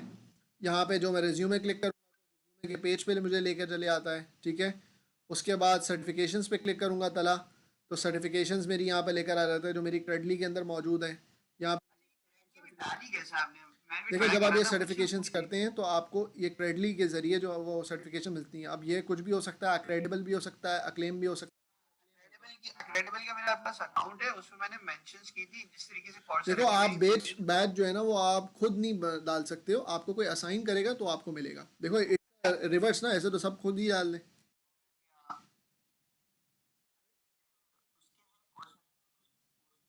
कोर्सेरा के अपने कोर्सेज किए हैं, उसको लिंक्डइन पे जाके डाल दें नीचे सर्टिफिकेशंस में, ठीक है। सब लोगों को समझ में आएगी कि आपकी किस तरह की प्रोफाइल होती है। प्रोजेक्ट्स हैं वो आपने प्रोजेक्ट्स यहाँ पे लिख दिए। एग्जांपल दे रहा हूँ, यहाँ पे जब क्लिक करते हैं इस प्रोजेक्ट के ऊपर तो ये खोल देता है। जो मैंने आप सबको बताया कि पाक कोविड का एक फीचर प्रोजेक्ट किया था, तो वो यहाँ पे नज़र आ रहा है, ठीक है। इसके बाद जो है वो मुफाब का एक ट्रैकर बनाया था, डायबिटीज़ प्रोटेक्शन ऐप एमएल के लिए जो बनाई थी। तो जस्ट लाइक कि आप इसको कितना अपडेट करते हैं, क्या करते हैं, आपका रेज्यूमे, आपके बारे में about. So this is just a short and sweet 3 pager. तो इवन अगर कोई यहाँ पे भी लैंड कर जाता है तो ये has got the right links to go into के भाई जो है वो इसकी क्या प्रोफाइल होगी, क्या होगी। उसको सर्च नहीं करना पड़ेगा, सब कुछ यहाँ से मिल जाएगा। These things actually impress recruiters कि हाँ यार, ये बंदा ज़रा पहुँची हुई चीज़ है। तो आप जो वो चीज़ बने, मैं अपनी तारीफ़ नहीं कर रहा हूँ, सिर्फ आपको समझाना ही चाह रहा हूँ। तो यहाँ तक क्लियर हो गया आपको ये बात, पोर्टफोलियो बनाने की ज़रूरत है। अगर आपका पोर्टफोलियो नहीं भी है तो अपने जो गिटहब है, जैसे आपका गिटहब है, एक टैब्लू पब्लिक प्रोफाइल है, वो भी मैं आपको दिखा देता हूँ। पब्लिक टैब्लू मीसम रज़ा यहाँ पे दिख रहा होगा। तो जैसे कि मैंने आपको बताया है कि आपका टैब्लू पब्लिक का प्रोफाइल, तो परेश अगर आपको डैशबोर्ड्स वगैरह दिखाने हैं तो वो सारे यहाँ पे दिख रहे होंगे। इसी तरह पावर बीआई का भी आप बना सकते हो। अब आपको इशू ये आएगा कि जब आप पावर बीआई या क्लिक सेंस के डैशबोर्ड बनाओगे तो वो आप ऑनलाइन होस्ट नहीं कर सकते लाइकवाइज टैब्लू के। तो फिर वहाँ पे ऑप्शन ये आता है कि आप जो है वो विक्स की कोई या कोई भी बना लो आप ऑनलाइन प्रोफाइल, और वहाँ पे उसके स्नैपशॉट डाल दो ऑर्गेनाइज करके। तो this is another idea. Clear हुआ परेश? बाकी लोगों को भी ये क्लियर हो गया होगा। तो जिन्होंने डेटा साइंस के भी अपनी चीज़ें डालनी है वो गिटअप पे भी डाल सकते हैं और इस तरह के पोर्टफोलियो के अंदर भी डाल सकते हैं। आई होप सबको करंटली तो मैं गिटहब यूज कर समझ रहा में हूँ, आ रहा और होगा। फर्दर ऑन देखें इंशाल्लाह। मैंने एक चीज सोची है। अच्छा भाई, गिटअप पे जिसका अकाउंट नहीं है, खुदा का वास्ता बना लें। अगर आप डेटा की फील्ड के अंदर हो, आपका गिटअप का अकाउंट नहीं है तो भाई बना लें। गिटअप जो है वो एक ऐसी जगह है जहाँ कोड को होस्ट करते हैं, कोड को होस्ट करते हैं, और जो है इसके अलावा अपने प्रोजेक्ट्स को यहाँ पे शोकेस कर रहे होते हैं, ठीक है। ये मैं यहाँ पे मेरी जो है वो सादी खुशबू प्रोफाइल आ रही है। जस्ट एक मिनट, मैं इसको खोल लेता हूँ। Your profile, here it goes. इस तरह से गिटअप की प्रोफाइल आ रही है, ठीक है। तो आपके कंट्रीब्यूशंस भी यहाँ पर आ रहे हैं, आपने जितने रिपोजिटरीज बनाई हैं, और यहाँ पर आप डिफरेंट प्रोजेक्ट्स को फोक भी कर सकते हैं, और साथ साथ जो आपने पर्सनल एप्लीकेशंस बनाई हैं या आपने कोई प्रोजेक्ट्स किए हुए तो वो भी यहाँ पे नज़र आ रहे हैं, ठीक है। तो गिटहब की प्रोफाइल बहुत मस्ट है। अगर आप जो है वो डेटा की फील्ड में आना चाहते हैं तो आगे आपकी गिटहब की प्रोफाइल होनी चाहिए, 100% होनी चाहिए। और चाहें तो मेरी प्रोफाइल को फॉलो कर लें, उसमें जाकर बहुत सारे आप रिसोर्सेज को एक्सेस भी कर सकते हैं। अक्सर लोगों को होता है मुझे ये नहीं मिल रहा, मुझे वो नहीं मिल रहा, तो मैं वैसे ही जमा करता रहता हूँ। तो you can follow my profile, ठीक है। इसी तरह टैब्लू पब्लिक की प्रोफाइल का मैंने आपको एक आइडिया दे दिया। तो दीज ऑल थिंग्स आप are about the portfolio. I hope so कि अब आपको समझ में आ रहा होगा कि पोर्टफोलियो की कितनी इंपॉर्टेंस है। Can you share their profile links? Yes absolutely. Wix portfolio, let me just copy this, put into the chat। ये मेरा पोर्टफोलियो है, आप किसी का भी देख सकते हैं, बहुत सारे हैं। और W पब्लिक ईसम, यहाँ पे जाएं तो तसल्ली से देखें। ठीक है फरहान,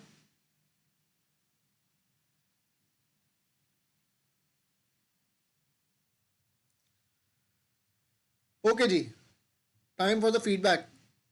मूव ऑन कर जाएं पोर्टफोलियो पे, या पोर्टफोलियो पे किसी को सवाल है?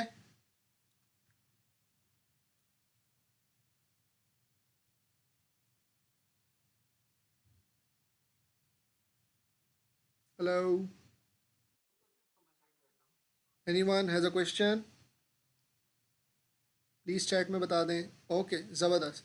तो आई होप सो कि मेरा ख्याल है कि इस सेशन के बाद जितने अच्छे अच्छे नो लिखे हुए आ रहे हैं, मैं जब एक हफ़्ते बाद जाऊंगा तो इनकी प्रोफाइल जो है वो बनी हुई होगी बड़ी अच्छी किस्म की, और पोर्टफोलियो इंशाल्लाह बना हुआ होगा, और सब के सब जो है वो सीओ लगे हुए होंगे अपनी प्रोफाइल्स पे। ज़बरदस्त। कमिंग बैक, अपना एसईओ करें, ये एक न्यू कॉन्सेप्ट है जो कि मैंने खुद भी लर्न किया, और मैं चाहता हूँ कि आप इसको एम्ब्रेस करें। भाई ये जितना काम आप कर रहे हैं ना, अपना पोर्टफोलियो बना रहे हैं, गिटअप बना रहे हैं, ये सब चीज़ें जो आपकी डिजिटल प्रेजेंस में काउंट हो रही हैं। तो जब आप अपना नाम लिखते हैं, जो मैंने आपको पिछली दफ़ा दिखाया था यहाँ पे, ये नोटिस कर रहे हैं, मीसम रज़ा ईमानी, ये मैंने लिख दिया। अब यहाँ पे तमाम जो है वो जितनी भी जगह पे चीज़ें बनी हुई हैं, देख रहे हैं, लिंक्डइन आ रहा है, यहाँ पे ट्विटर आ रहा है, यहाँ पे कैगल आ रहा है, कैगल पे भी जाके अपना अकाउंट बनाए भाई। यूट्यूब आ रहा है, यहाँ पर गिटअप आ रहा है, पब्लिक टैब्ल्यू आ रहा है, वर्डप्रेस की वेबसाइट आ रही, जो पुराना पोर्टफोलियो था, कोविड-19 का गैलअप ने जो हम मेरा डैशबोर्ड फीचर किया था वो आ रहा है। यहाँ पे नोटिस कर रहे हैं ये सारे इनिशिएटिव्स आ रहे हैं। तो ये बहुत ज़्यादा ज़रूरी है कि आप अपना जो डिफरेंट जगह पे अकाउंट्स खोलते हैं और अपनी प्रोफाइल बिल्डिंग कंप्लीट करते हैं ना, उसके ज़रिए आपका अपना एक एसईओ हो रहा होता है, and you rank higher above those who don't work hard on profiles. साथ साथ आपके लिंक्डइन जैसे आपको दिख रहा है, आपका मीडियम, भाई मीडियम के ऊपर आप ब्लॉग पोस्ट वगैरह लिखें, अगर आप लिखते हैं ब्लॉग पोस्ट वगैरह तो मीडियम पे जाके लिखें ब्लॉग पोस्ट, और उसकी वजह से आपकी प्रोफाइल ज़्यादा नुमाया भी होगी as a subject matter expert, और आप जो है वो फ़ायदा भी होगा।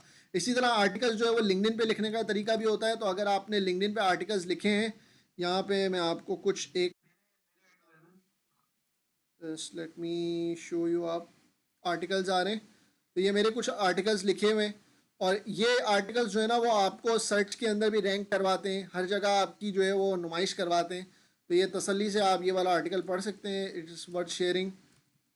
मैं आप लोग से शेयर कर देता हूँ, एंड सब लोग प्लीज़ अपना जो लिंक्डइन है ना वो ज़रा शेयर कर दें, चैट के अंदर अपना लिंक्डइन फटाफट शेयर कर दें सब लोग, ताकि ये एक ऐसी अपॉर्चुनिटी है यहाँ पे सब लोग एक दूसरे को ऐड कर लें। सारे लाइक माइंडेड हैं, एक दूसरे को ऐड करें। 2 मिनट्स सब अपना अपना लिंक्डइन पोस्ट कर दें भाई। CDE के ग्रुप पे नहीं, चलो चलो लिख दो, अपने अपने ग्रुप में भी भेज दो, अपने अपने ग्रुप में भी भेज दो। गुड आइडिया साथ।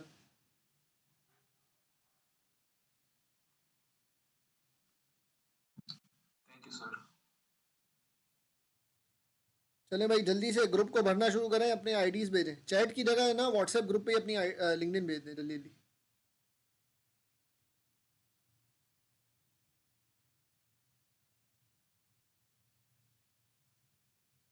तला भाई, आपने बी लाइक तला लिखा है ना, वो ठीक नहीं है, इसको सही करें, इसको प्रोफेशनल बनाएं। लेकिन वो ऑलरेडी पिकअप हुआ हुआ था। हाँ मैं ये बता रहा हूँ ना, तला हीरो, बी लाइक तला, तला ना रखें। नहीं मैंने इसको करूँगा PQRST था। हैं PQRS ये क्या है? मतलब वो फ्रेज हमारा उसने ऐसे ना, अरे ये वाला भाई, मुझे दोबारा एम चला थला था खान रख मैंने। लो, एम तला खान, ये लिंक्डइन है भाई, ये इंस्टाग्राम नहीं है, क्रिएटिविटी मत दिखाओ।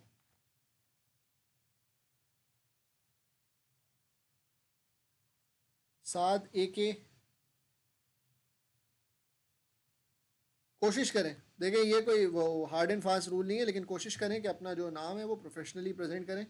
परेश, आपके पास अपॉर्चुनिटी है कि आप अपनी URL को कस्टमाइज़ करें, दानिश आप भी कस्टमाइज़ कर सकते हो। linkedin.com//सैयद दानिश अब्बास हो सकता है, आगे जो ख़तरनाक किस्म का नंबर है वो नहीं है। किसी को आपको बताना भी हो ना तो आप बोल सकते हो कि यार ये जाके टाइप कर लो, वैसे कनेक्ट हो जाओ।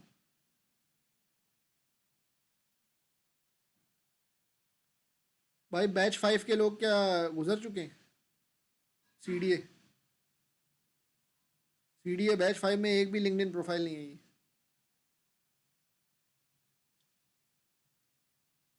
एहतशाम, उसामा, भेजो अपनी प्रोफाइल्स ग्रुप पे।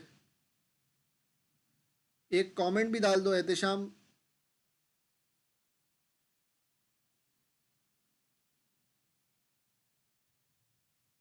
जल्दी जल्दी, ये 2 मिनट्स की एक्टिविटी है, मैं ज़रा चाय का तब तक।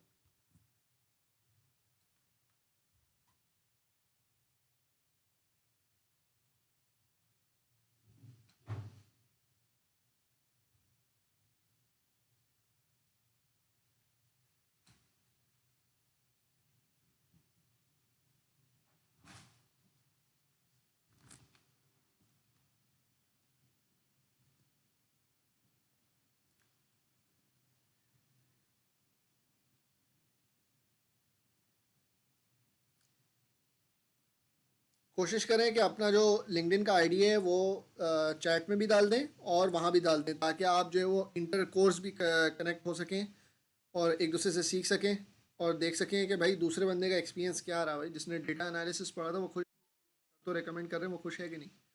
तो जाएं उसकी प्रोफाइल पे चेक करें।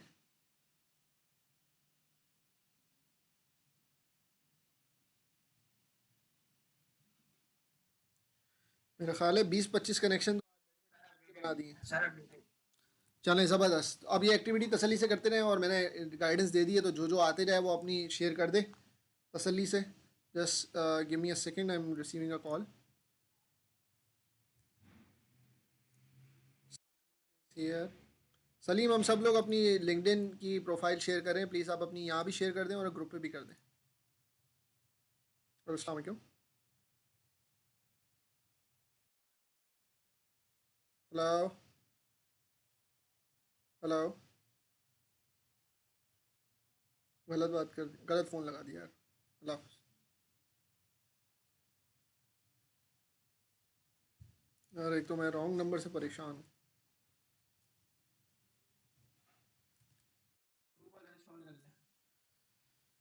ओके, सो आई होप सो कि आप लोग के कनेक्शंस भी बन गए होंगे, बहुत ज़्यादा अपने अपनी एसईओ के भी काम करेंगे। और फाइनल पॉइंट पे आते हैं जो कि बीइंग रिस्पॉन्सिबल। भाई मैं आपको प्लीज़ प्लीज़ बता रहा हूँ, तसल्ली से चलें, एक दूसरे से जो है ना वो फंडे करने हैं वो अलग से जाके करें। और लोगों के बारे में लिखना है, कंपनीज़ के बारे में लिखना है, ज़रा ख्याल से लिखें। जो आप अपने ख्यालात रखते हैं, चाहे वो हम्बल हो या एक्सट्रीम ख्यालात हों, जिस तरह की भी हो, आपको आपके ख्याल रखने का हक है। मगर ये कि सोशल मीडिया पर जब अपनी प्रेजेंस कर रहे होते हैं, चाहे वो लिंक्डइन हो, चाहे वो फेसबुक हो, कुछ भी हो, भाई प्लीज़ बी कंसिडरेट।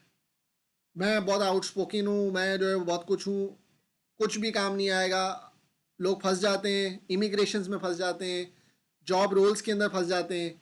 कुछ लोग तो ऐसे होते हैं कि जिन्होंने जो है वो फेसबुक पे किसी मैनेजर को, बंदे को रगड़ दिया होता है, अगली दफ़ा जो है वो लिंक्डइन पे वही उसका इंटरव्यू करने वाला मैनेजर होता है, उसको याद आ जाता है, तो फिर उसके लिए मुश्किल हो जाता है। तो प्लीज़ ये पॉइंट पे मैं स्ट्रेस करना चाहता हूँ कि जब फेसबुक पे, सोशल मीडिया पे, लिंक्डइन पे कुछ भी किसी के बारे में लिख रहे हैं तो बी कंटेंट। कोई भी आपका तरीका है, बिल्कुल जो तरीक़ेकार इस्तेमाल होना चाहिए ना, लीगल एंड अदर वे, उसको इस्तेमाल करें। प्लेटफॉर्म्स के ऊपर जो है ना वो लोगों के से जो है ना वो उनकी तजलील ना करें, क्योंकि द वर्ल्ड इज़ स्मॉल। और ख़ास तौर पे आईटी की जो दुनिया है वो बहुत छोटी है। लोग घूम फिर के जो है ना वो एक ना एक किसी एक दूसरे के रोल के पास आते हैं, and that is very embarrassing.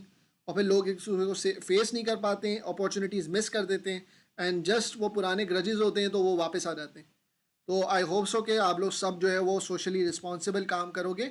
और ऑब्वियसली आप लोग चाहोगे कि जब आपका नाम गूगल पे लिखा जाए तो अच्छी चीज़ों के लिए याद हो और बुरी चीज़ों के लिए ना हो। यहाँ तक क्लियर? तो डिजिटल प्रेजेंस का जो मॉड्यूल है वो कंप्लीट हो गया है, and now I am coming to something वो जो कि आपको कोई भी नहीं जनरली बताएगा। ये तो सारी चीज़ें जो कि आप शायद, मेरा नहीं ख्याल इसमें कोई सेशन होगा, मगर ये कि अगर आप बहुत मेहनत करें तो आपको ये सेशन मिल जाएगा। लेकिन अब जो मैं आपको बताने जाऊँगा वो आपको शायद कोई भी ना बताए, हार्ड हार्ड चीज़ें। तो क्या सब लोग तैयार हैं?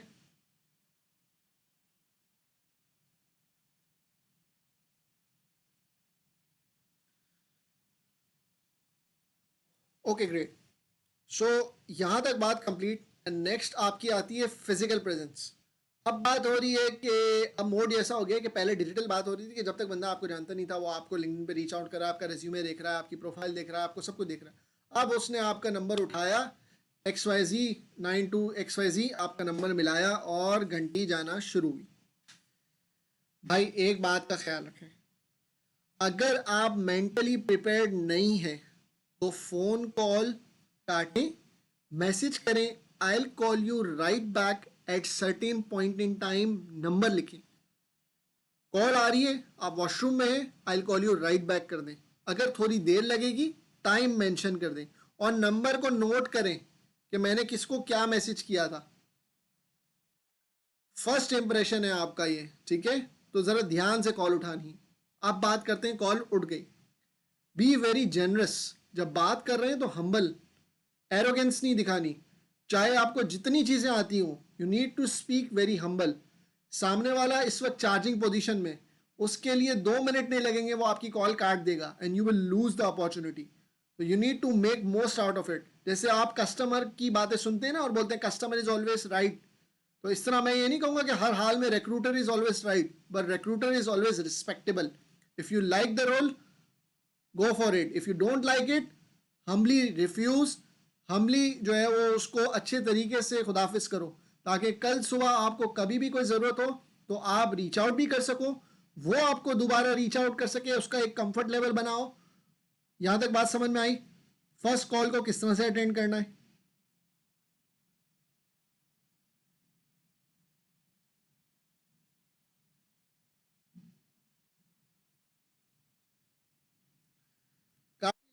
एनर्जेटिक होते हैं, वो फ़ोन उठाते ही जो है ना वो या तो सामने वाले को रगड़ देते हैं या तो उसकी बात सुनने को तैयार ही नहीं होते। हमेशा कॉल जिसकी आती है ना, आपने उसकी पहले बात सुननी है, सुनने के बाद जवाब देनी। अगर कॉल में डिस्टॉर्शन है, इस तरह की चीज़ें हैं, तो आप इस तरह के जुमले इस्तेमाल कर सकते हो। Sorry, can you come again? क्या आप अपनी बात को दोबारा रिपीट कर सकते हैं? माजरत पाऊँ, क्या आप दोबारा बात को रिपीट कर सकते हैं? इस तरह से अपने आप को प्रेजेंट करने की ज़रूरत है, ज़रा शाइस्ता तरीके से अपनी गुफ्तगू करने की ज़रूरत है। बिल्कुल, अगर आप जो है वो अच्छे तरीके से अपने आप को प्रेजेंट करेंगे तो it is another opportunity after cover letter to present yourself and show your humble etiquettes and skills and your tone and your voice. तो आई होप सो कि फर्स्ट कॉल का जो पॉइंट है वो क्लियर होगा। फिर फर्स्ट कॉल के अंदर जो आपकी मीटिंग सेट हो रही है, क्या आपने इस रोल के लिए अप्लाई किया था? यस। आपने कहाँ से सुना? Be responsible, be faithful. आपने जहाँ से भी सुना, जहाँ से भी देखा, आप बताएं। उसके बाद जो रोल आपको ऑफर किया गया है, क्या आपने उसके लिए अप्लाई किया था? आप पहले, अगर आप डिफर करते हैं तो बोले आई बैक टू डिफर, मैंने इस रोल के लिए नहीं इस रोल के लिए अप्लाई किया था। फिर वो खुद अपनी चीज को सेट करेगा। जब आप अच्छे तरीके से बात करेंगे तो वो आपको खुद सेट करेगा। सामने भी इंसान है, उससे भी कभी गलती हो सकती है, उससे भी हो सकता है कि उसने रखा किसी और का रेज्यूमे हो, आपको कॉल मिला दिया हो और आपसे वो बात कर रहा हो, तो आपने उसको मौका देना है। अगर हम एक दूसरे को मौका देंगे तो सामने वाला भी ईजी होगा और आप भी ईजी होंगे कि आप उससे अपनी बात रख सकें। तो यहाँ तक ये बात क्लियर। फिर जितनी भी आपकी मीटिंग के अंदर बात होती है कि आप इंटरव्यू पे आ सकते हैं, नहीं आ सकते हैं, अगर आप डेट श्योर हैं तभी जिसको जवाब दें और अपना टाइम सेट करें। अगर आप डेट श्योर नहीं है तो आप बोले सर अगर आप मौका दें मैं आपका नंबर सेव कर लेता हूं, मैं आपको इतने घंटे में या इतने एक दिन बाद जो भी आपकी ज़रूरत है उसमें कॉल करता हूं और आपके साथ दोबारा स्केड्यूल करता हूं।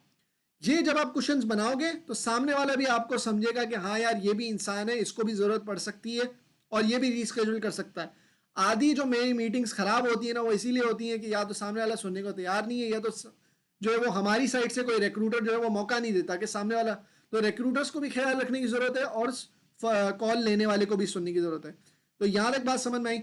और फिर जिस चीज़ को तय कर दें वो तय कर दें। मतलब ये कि अब आपने उस दिन पहुंचना है, उस टाइम से 15 मिनट पहले पहुंचना है वहां पे, ठीक है ना? आधे घंटे का क्वेश्चन बनाए, बेस्ट प्रैक्टिस तो आधे घंटे की होती है। हम जब बचपन में पहली दफा रोल पे जा रहे थे तो हमारे बड़े भाई बोलते थे कि वो जो है वो आधे घंटे पहले वहां पे पहुंच जाओ, ताकि तुम्हें ऐसा ना हो कि तुम पार्किंग करने में तुम्हें देरी हो गई, तुम्हें फला हो गई, तुम अपनी जगह पे जो है वो 10-15 मिनट पहले पहुंचे हुए हो। तो यहाँ तक क्लियर है कि फर्स्ट कॉल के अंदर अपनी मीटिंग्स को कैसे सेट करना है, एक्सपेक्टेशंस को किस तरह से मैनेज करना है। देखिए दुनिया में सब लोग लर्न हाउ टू से यस, सबसे बेहतर एक्सपेक्टेशन है लर्न हाउ टू से नो। अगर आपसे नहीं हो सकता, से इट सर प्लीज मुझसे ये नहीं हो पाएगा, मैं ये कर सकता हूं, मैम ये नहीं हो पाएगा, मैं ये कर सकता हूं। अगर आप हाँ बोल के फिर ना बोलते ना, ये बहुत एम्बेरसिंग होता है, not just for you, for themselves, and उनके पीछे उनको भी जवाब देना होता है तो उनके लिए भी एम्बेरसिंग हो जाता है। एंड फिर जब ये एम्बेरसिंग सिचुएशंस हो जाती हैं तो उसके बाद बंदा आपको दोबारा कॉल नहीं करता, आपको दोबारा मौका नहीं देता। आई होप सो कि आपको फर्स्ट कॉल के एटिकेट्स भी मैंने समझाए, आपको बहुत सारी चीज़ें ऐसी मैंने समझाई हैं कि जो आपके घर में कोई बड़ा हो वो आपकी काउंसलिंग करता तो मैंने आपकी जगह कर दी।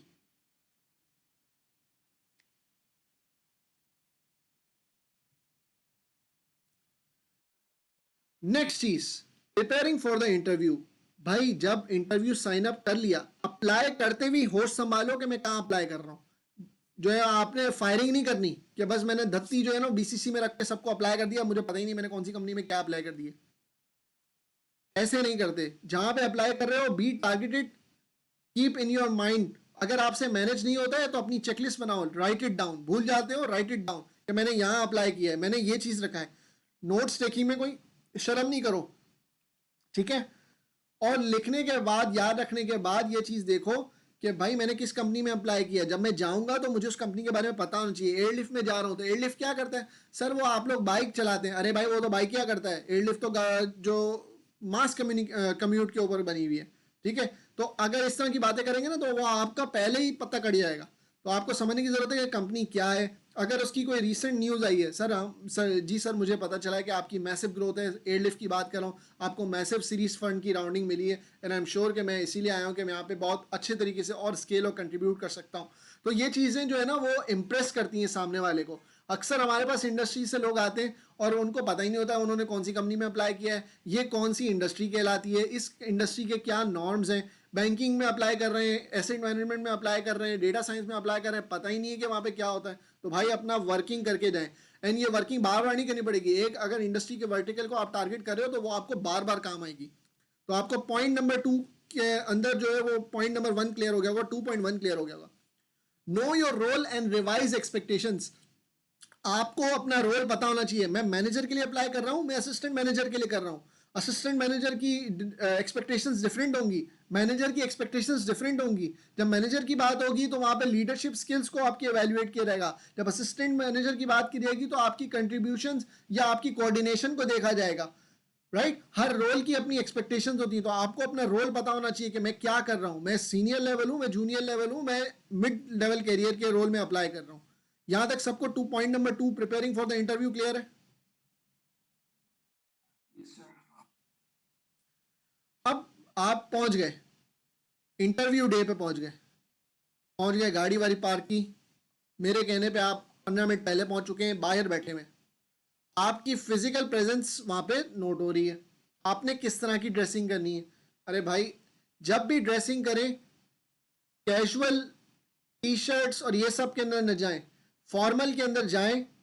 टाई ना लगाएं। अगर बैंकिंग सेक्टर एक ऐसा सेक्टर है जहां पे टाई नॉर्म है तो नॉर्म के टाई लगा लें, और अगर नहीं है तो आप टाई ना लगाएं, कोई मसला नहीं है। लेकिन नीचे जो है आपकी ड्रेस पैंट होनी चाहिए। लेडीज़ की मैं बात नहीं करूंगा, एवरीवन नोस कि उनको किस तरह से फॉर्मली अपनी अपीयरेंस करनी है।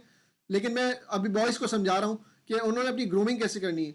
बाल शाल बनाए हुए हैं, बिल्कुल बर्गर लगते आ रहे हैं कि मतलब यहाँ से निकलेंगे तो उन्होंने डायरेक्ट जो प्रांजो जाना है, जो एक अपनी मीटअप के लिए। नहीं भाई, आप तैयार हो क्या है जॉब के लिए, तो you should look in a good looking manner. आप ग्रूम लगे, लेकिन आप जो है वो किसी पार्टी लुक के अंदर ना आ रहे हो। यहां तक क्लियर हो गया? अक्सर लोग इस तरह की चीजें करते हैं। अच्छा, जब देख भी रहे, जब जा भी रहे हैं तो उसके अंदर कुछ कन्वेंशन होते हैं ड्रेसिंग के लिए। तो अपने घर में आपके बड़े हैं, सीनियर्स हैं, उनसे पूछें कि ड्रेसिंग कौन से करनी चाहिए, किस तरह के कलर के शर्ट्स पहनने चाहिए, लाइट कलर पहनने चाहिए, किस तरह के शर्ट्स पहनने चाहिए। तो वो जरा देख के जाएं, ठीक है। अपनी ग्रूमिंग करनी है। This is your first presence, अपना आपका फर्स्ट इंप्रेशन है ये सब। फिर आपके पास बारी आती है आप अपना प्रिंटेड रेज्यूमे या प्रोफाइल लेकर जाएं, सामने वाला रिक्रूटर ना वो लेजी होता है, वो बोलता है अच्छा इस बंदे को बुलाया था, आ गया, अच्छा ठीक है। अब उसको वो आएगा रूम में चक्कर लगाएगा, देखेगा ये रेज्यूमे लेकर आया या नहीं लेके आया, नहीं लाया होगा तो या तो वो बैठ जाएगा खुद ही ऐसी बगैर पढ़े और आपसे ऐसे खतरनाक सवाल पूछेगा और फिर आपके ऊपर हो जाएगा जुल्म, क्योंकि आपकी प्रोफाइल मैच ही नहीं करती थी, उसके दिमाग में कुछ और था। या तो वो करेगा प्रिंट और प्रिंट करने में उसको देर लगेगी और वो बोलेगा यार कैसा बंदा है यार, ये तो अपना रेज्यूमे तक प्रिंट करके नहीं लाया। तो बेस्ट थिंग है कि अपना रेज्यूमे प्रिंट करके लाएं और उसके हाथ में थमाएं, सर ये लें आपके लिए, ताकि वो उसी को सामने रखे और फिर उससे सवाल पूछे ताकि आप उसके सवालात के जवाब भी दे सकें। यहां तक क्लियर हुआ? इंटरव्यू डे क्लियर हुआ? Coming to the second interview, जब आपका फर्स्ट इंटरव्यू हो जाता है, अब वो एचआर का होता है, वो टेक्निकल होता है या फाइनल वन होता है। मैं जनरली ये बोलता हूँ कि एचआर का होता है, उसमें आप एक्सपेक्टेड सैलरी बता रहे होते हो, या टेक्निकल हो जाता है कि हाँ ठीक है बंदा सही है और जो है वो अब एचआर से इंटरव्यू है कि आप कितने लेंगे सैलरी। भाई सैलरी डिमांड करते हुए ना ज़रा देख लेना कि आपकी एक्सपेक्टेशन ना हायर बाउंड में ना हो। हमेशा एक काम करो, मार्केट के अंदर सारी सैलरीज निकालो, ठीक है, और उसका 3 क्वार्टर मांग लो, 3 क्वार्टर मांग लो और निगोशिएबल रखो, ठीक है। जब निगोशिएबल रखोगे तो आपको क्या होगा, और अपने कंपेयर भी करना है अपनी पिछली सैलरी से। मैं 10,000 की सैलरी पे हूँ, डायरेक्ट मांग रहा हूँ 50,000, ओ भाई पहले जो है वो मांगना है तो 25,000 मांग लो, 25,000 से जो है वो दूसरी जॉब पे जंप करना तो मांग लेना 45,000 40,000 रुपये, 50,000 रुपये मांग लेना, चलो 100% रेस मांग लेना, सामने वाले को जस्टिफाई तो कर सको। तो अपनी एक्सपेक्टेड सैलरी ना जरा मार्केट के नॉर्म से रिसर्च करके जाओ। फिर उसके बाद आपका टेक्निकल इंटरव्यू होता है। टेक्निकल इंटरव्यू के अंदर अगर मेरे से अक्सर सवाल होते हैं, सर डेटा साइंस का इंटरव्यू लफर डेटा में देने जा रहा हूँ, एडलिफ्ट जा रहा हूँ, डेटा एनालिस्ट का इंटरव्यू क्या करूँ? एसक्यूएल को रिवाइज करो, टैब्ल्यू को रिवाइज करो, तो अपने रोल को देखो, उस रोल की जेडी जाके पढ़ो, उस जेडी में जो आने वाली चीजें हैं उसको जाके रिवाइज करो, वो वही पूछेगा। और अगर वो ये नहीं पूछता तो ये कसूर हायर करने वाले का है, वो एक अच्छा कैंडिडेट मिस कर देगा। और final interviews generally senior managers के साथ होते हैं या सीईओज के साथ होते हैं। Present yourself very good, be humble and show them, be confident that you can deliver what they are expecting you from. यहां तक क्लियर हुआ? फाइनली आपको एक फाइनल ऑफर दी जाती है कि आपको फॉर एग्जांपल आपने मांगी थी 40,000 रुपये और उसने आपको ऑफर दे दी है फॉर एग्जांपल 30,000 रुपये की। अब ये मैं एग्जांपल इसलिए दे रहा हूं कि उसने 30,000 रुपये की ऑफर दे दी आपको, तो आप उससे चाहें तो निगोशिएट कर सकते हैं। सर मैं थोड़ी सी एक्सपेक्टेशन इस तरह से बना रहा था कि अगर मुझे 35,000 या 40,000 मिल जाती, 35,000 भी मिल जाती है ना, और अगर आपका टारगेट 40 है तो भाई उस पर अड़ने की जरूरत नहीं है। अगर कैरियर स्टार्ट कर रहे हो तो 35 से भी स्टार्ट कर लो भाई, इसमें कोई नहीं है। आपका दोस्त है ना, वो आपसे मजाक उड़ा लेगा, वो आपसे ये पूछ लेगा आपके तुम्हारी सैलरी तो बहुत कम है, लेकिन वो आपके खर्चे पूरे नहीं करने आने वाला। तो यहाँ समझ में आ रही है? तो 35 से भी स्टार्ट कर लो।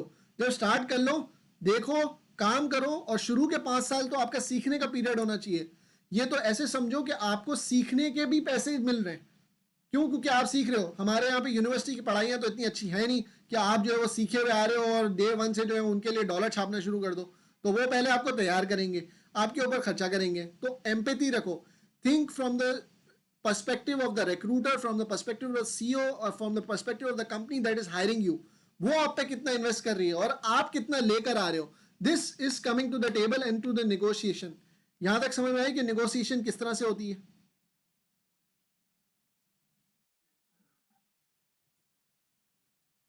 Be ethical.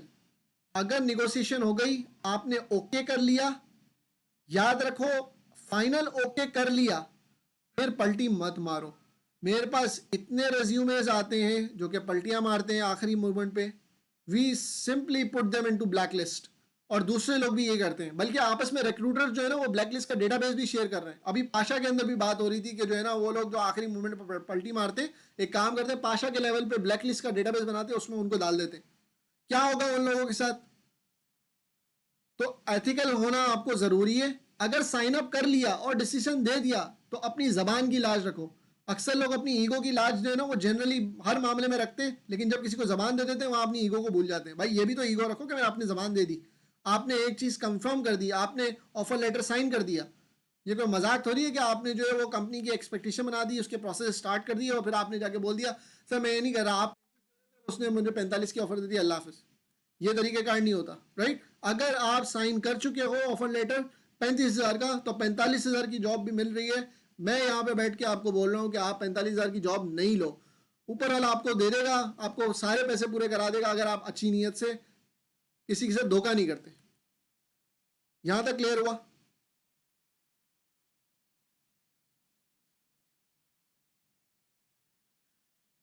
फाइनली एक पॉइंट जो मैं इसमें लिखा नहीं लेकिन मुझे जहन में आ गया, भाई सैलरी के कंपोनेंट्स होते हैं, उसको समझने की ज़रूरत है। आपकी एक बेसिक सैलरी होती है, उसके ऊपर बेनिफिट्स होते हैं, फिर कार बेनिफिट्स होते हैं, पेट्रोल होता है, मोबाइल होता है, पीएफ होता है, ग्रेजुटी होता है। इन सबको स्टडी करें, ज़रा जाएं गूगल करें और समझें, और जब पैकेजेस आपको मिल रहे हो ना तो उसको इवेल्युएट करें, पहले करके रख लें।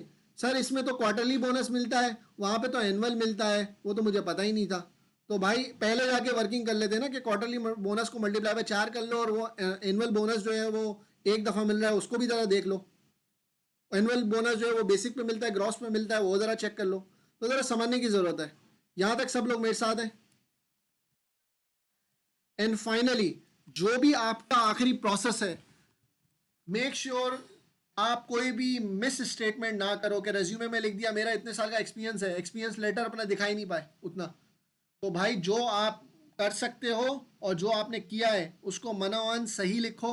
अगर नहीं लिखते हो तो मैं बता रहा हूँ आपको मुश्किल हो जाएगी, लीगल कंप्लाइंसेस भी आ सकती हैं, और obviously you would get fired. और फिर आप दूसरे बंदे को क्या बताओगे कि भाई मैंने मिस स्टेटमेंट कर दी थी कि मेरा मास्टर्स कंप्लीट नहीं हुआ था, मैंने कहा था मास्टर्स हो गया है, और उसकी डिग्री नहीं दिखा सका, राइट। तो आपको प्रोसेस के अंदर एथिकल होने की ज़रूरत है, प्रोसेस को कंप्लीट करने की ज़रूरत है। कंपनी का जो फर्स्ट डे है उसको जब आप ज्वाइन करोगे तो उस दिन आपकी एक ओरिएंटेशन हो रही होगी, सब लोगों से अच्छी तरीके से हम्बल तरीके से आप मिलेंगे। मिलने के बाद जो है वो अपना इंट्रोडक्शन हम्बल तरीके से कराएंगे, और फिर उसके बाद आपको जानने की ज़रूरत है कि आपके कौन से की लोग हैं जिनके साथ आपको मिल के काम करना है, वो कौन से डिपार्टमेंट हैं जिनके अंदर सबसे ज़्यादा आपका एक्सपोजर होगा, हेड ऑफ़ एचआर कौन है, हेड ऑफ़ ऑपरेशंस कौन है। ये जितना आपको मालूम होगा, ये सब चीज़ें होंगी, तो आप कंपनी के अंदर आगे कल्चर में भी फ्लरिश कर सकेंगे। And people are happy to welcome, किसी को किसी से कोई लड़ाई नहीं है, सब कंपनी में काम करने के लिए आते हैं, राइट। वो पर्सनल अपना काम करने नहीं आता। तो अगर आप अच्छा काम करोगे, लोगों से अच्छे तरीके से मिलोगे, ग्रजेस नहीं रखोगे, प्रोफेशनल तरीके से बात करोगे, email writing is one of the key skills, तो वो जब आप अच्छा कवर लेटर और रिज्यूमे लिखोगे तो आपकी खुद भी इंप्रूव होगी। इसके अलावा भी ईमेल राइटिंग के कोर्सेज अगर आप देख सकें तो करें। काफ़ी लोगों की अंग्रेज़ी के साथ मसला होता है, हम एक्नॉलेज नहीं करते, भाई अंग्रेज़ी ठीक करने की ज़रूरत होती है, ईमेल राइटिंग के एटिकेट सीखने की ज़रूरत है, किस तरह से लिखना है, रिस्पेक्टेड सर लिखना है, सीनियर को एड्रेस कर रहे हो, क्या कर रहे हो। तो दैट्स इट। ये वो सारी चीज़ें हैं जो मैं आप लोग को बताना चाहता था एक सेशन के अंदर, एंड आई होप सो कि आपको ये क्लियर हुई होगी। किसी